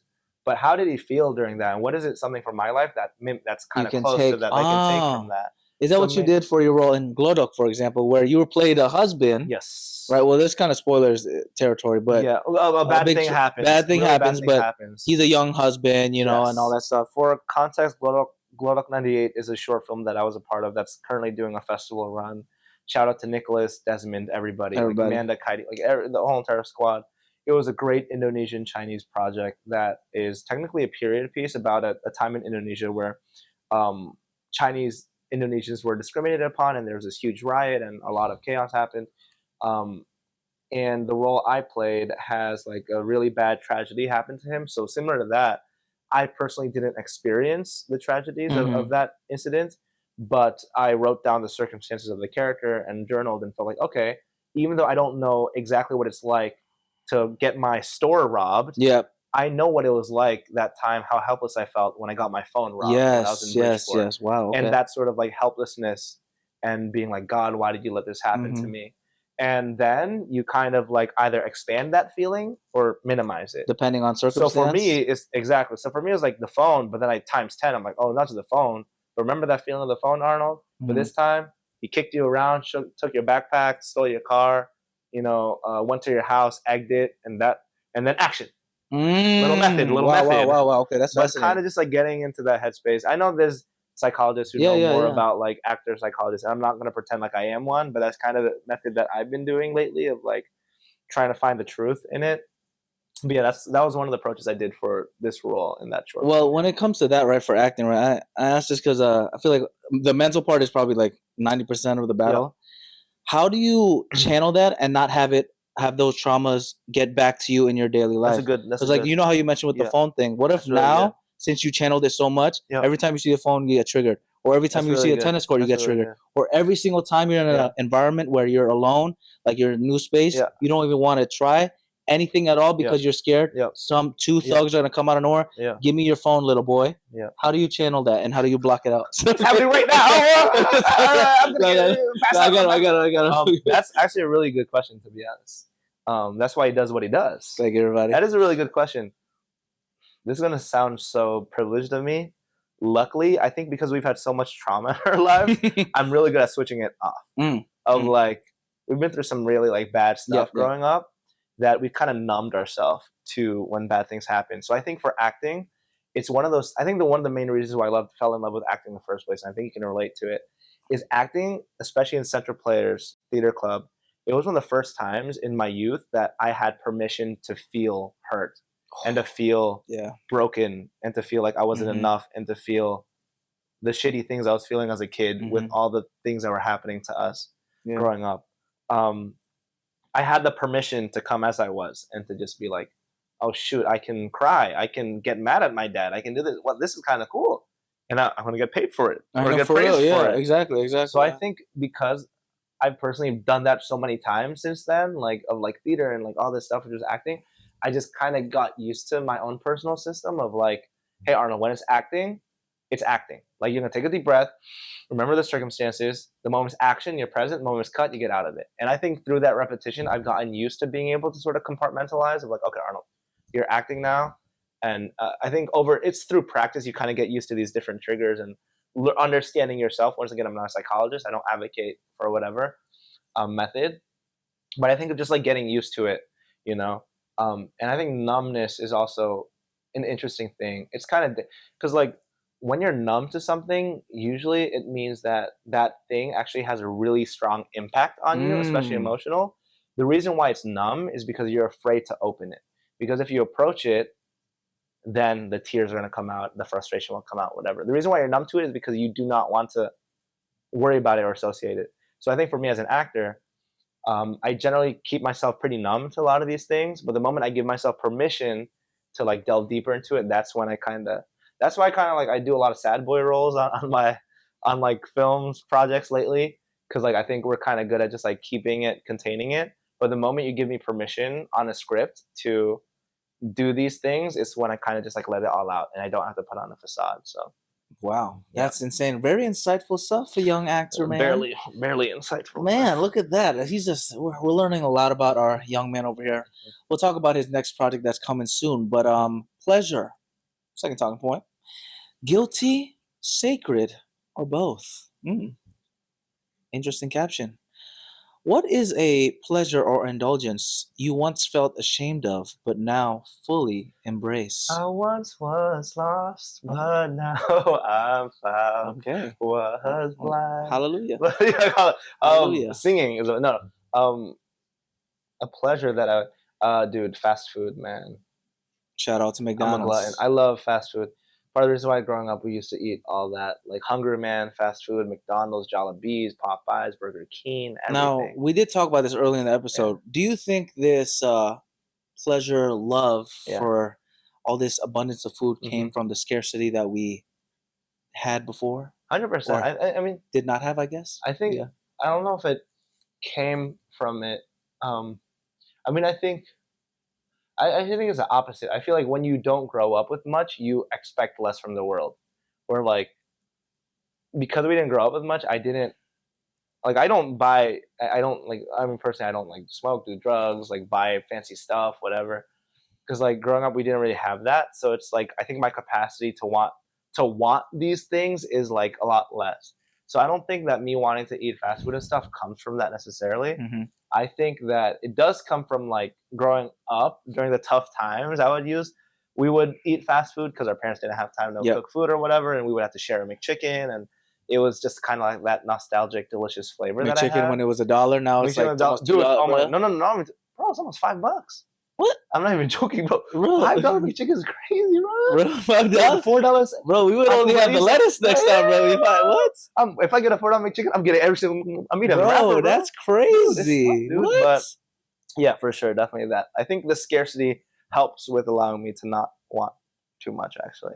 Wow, look at you. He's going to McDonald's run after this. Now, actually. I'm right now, actually. Well, man, my final kind of question to wrap things up a little bit is about positivity, the glow up mindset, so to speak, because we're glowing up, all that stuff, growing up, all that good stuff. Yeah. How do you protect your peace in environments that, don't always match your energy? If you have a phone call or if you check your bank account, might be negative or something like that. How do you protect your peace, man? And don't give me a mumbo jumbo answer. Give it how it is. No mumbo jumbo? Yes. This is tough because I try my best to be more proactive rather than reactive to my environment. It's kind of like the Bruce Lee quote: "Gotta flow like water. Water can flow or it can be crushed." Be like, "What's my friend?" Where like ultimately I want to get to the point where it doesn't matter how people feel or think or say about me or my environment. Nothing that people can say or the environment can do can change my own peace and how I feel about a situation. In practice, dude, it's a lot of just like, I know this is going to sound cliche, but it's a lot of just like repetition of like being in those situations, recognizing that, okay, this thing is pissing me off, and allowing yourself to be pissed off for a few minutes, but then catching yourself and be like, okay, Arnold, this is one of those situations where you said that you wanted to be calm under pressure. Let's try to be calm under pressure a bit. You allowed yourself to be mad for a few minutes. You're not trying to toss it away, because if you toss it away, that's just going to build up even more. You'll get even more mad long term. Acknowledge that it's bad, or acknowledge that how you feel is the way you feel. Then take a deep breath and be like, okay, I'm not going to let this one thing ruin the rest of my day. Because at the end of the day, this is its own individual, like isolated incident that in theory shouldn't affect the rest of the progression of your day. So for me, it's kind of like allowing myself to feel those emotions, But then catching myself and be like, Arnold, the more that you're able to catch yourself and practice being calm under pressure, the easier it gets in the future. And I think that's something that I've been able to do to calm myself when I get distracted and whatnot. Another thing is optimizing yourself in your environment so that you do not get that in the first place. Something I've been trying to do is like literally do not disturb on my phone, because my phone gives me so many notifications from every single thing, professional, personal, whatever, and that can kind of derail my focus and flow. So intentionally having systems to like maybe first thing in the morning, like go out on a walk and have some sun, don't check your phone immediately, putting your phone away, not checking the notifications all the time. That's kind of how I like protect my peace a lot of the times. Like a lot of times it's like setting yourself up for success. And when you are in those moments, acknowledging that can be bad, but then taking a deep breath and like, okay, the more I practice and do this, the easier it gets in being able to like have control and autonomy over how I react to this, rather than allowing some comment about like somebody who ultimately has their own thing that they're dealing with and they don't even care about you. Someone might say the most heinous thing about you, but right now they're not thinking about you, they're thinking about themselves or whatever. We're all gonna die anyways. So that's what I said, man. He's we're gonna die anyways because there's gonna be something good going on soon, which is the film that's coming out real soon. Could you give a little synopsis of your short film that you produced, directed, acted? What is it called? Cleaner Boy. He did everything. Yeah, Cleaner Boy. He was also a grip truck driver. We're scrappy guys. We try to do it all. Yeah. So something good going on is a 14-minute short film that I wrote, was a producer on, acted in, and directed. It's my directorial debut. It's kind of a culmination of what we were talking about, like my interest in writing stuff and acting and directing and producing. I was kind of like, let me just do it all. So we did like a successful Seed and Spark fundraising campaign. Shout out to everyone. Almost $20,000, bro. Almost $20,000. Wow. It's been a grind. We're in post-production right now, and I don't want to spoil too much just because of like, hopefully, God willing, we can submit it and get it accepted to film festivals. So we can share this movie around, and we're already working on other projects. Prepare to be sick of us. But he was an actor and basically a producer at this point and like helping out. Shout out to the actual producers, everybody, Natanya and Desmond and everybody else. I mean, I could say all these names, executive producer, and I don't want to. All the amazing people. A lot of them were on the Patty Show podcast. Actually, watch all the episodes. But the short film is a semi-autobiographical short film about the stuff that we talked about. Yeah, an 18-year-old Indonesian Chinese American kid who gets this dream opportunity to leave his small hometown to be the first in his family to get into Yale University, and it's a coming-of-age story and how he grapples with moving on to this bigger and better future while dealing with the struggles and the strained relationship he has with his immigrant father and brother and a restaurant community that he worked in. So it's kind of like, that duality of like, I say this a lot, but like realism versus romanticism, like when it conflicts with like the realistic harsh situation you're in versus the dreams and hopes that you have in the future. It focuses on that father-son relationship, how people use humor and optimism as a way to survive and thrive and belong in different communities. And also the nuance of that first generation low income identity, because like movies such as Crazy Rich Asians and other films, I think Asian Americans are portrayed as this model minority type character, like rich doctor, lawyer, whatever. But this gives insight into a family who doesn't come from that more traditional, stereotypical background of like a successful Asian, kind of observing what it's like to be poor and broke Asian kid in that circumstance. So it's coming out. I promise it's funny. It's dramatic. It has him in it. It has me in it. Show some love, support it, y'all. Hope y'all can watch it.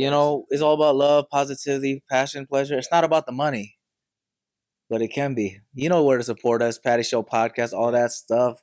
Facebook, Instagram, TikTok. My website, pattyshow.podbean.com. pattysetiadi.com/podcast. Where can we find you again, bro? At Asian Arnold on Instagram is the main thing. Yes, sir. Any other fun projects coming up in the future? You want to tease? Soon. Glodok 98 is on the film festival circuit right check now. It out.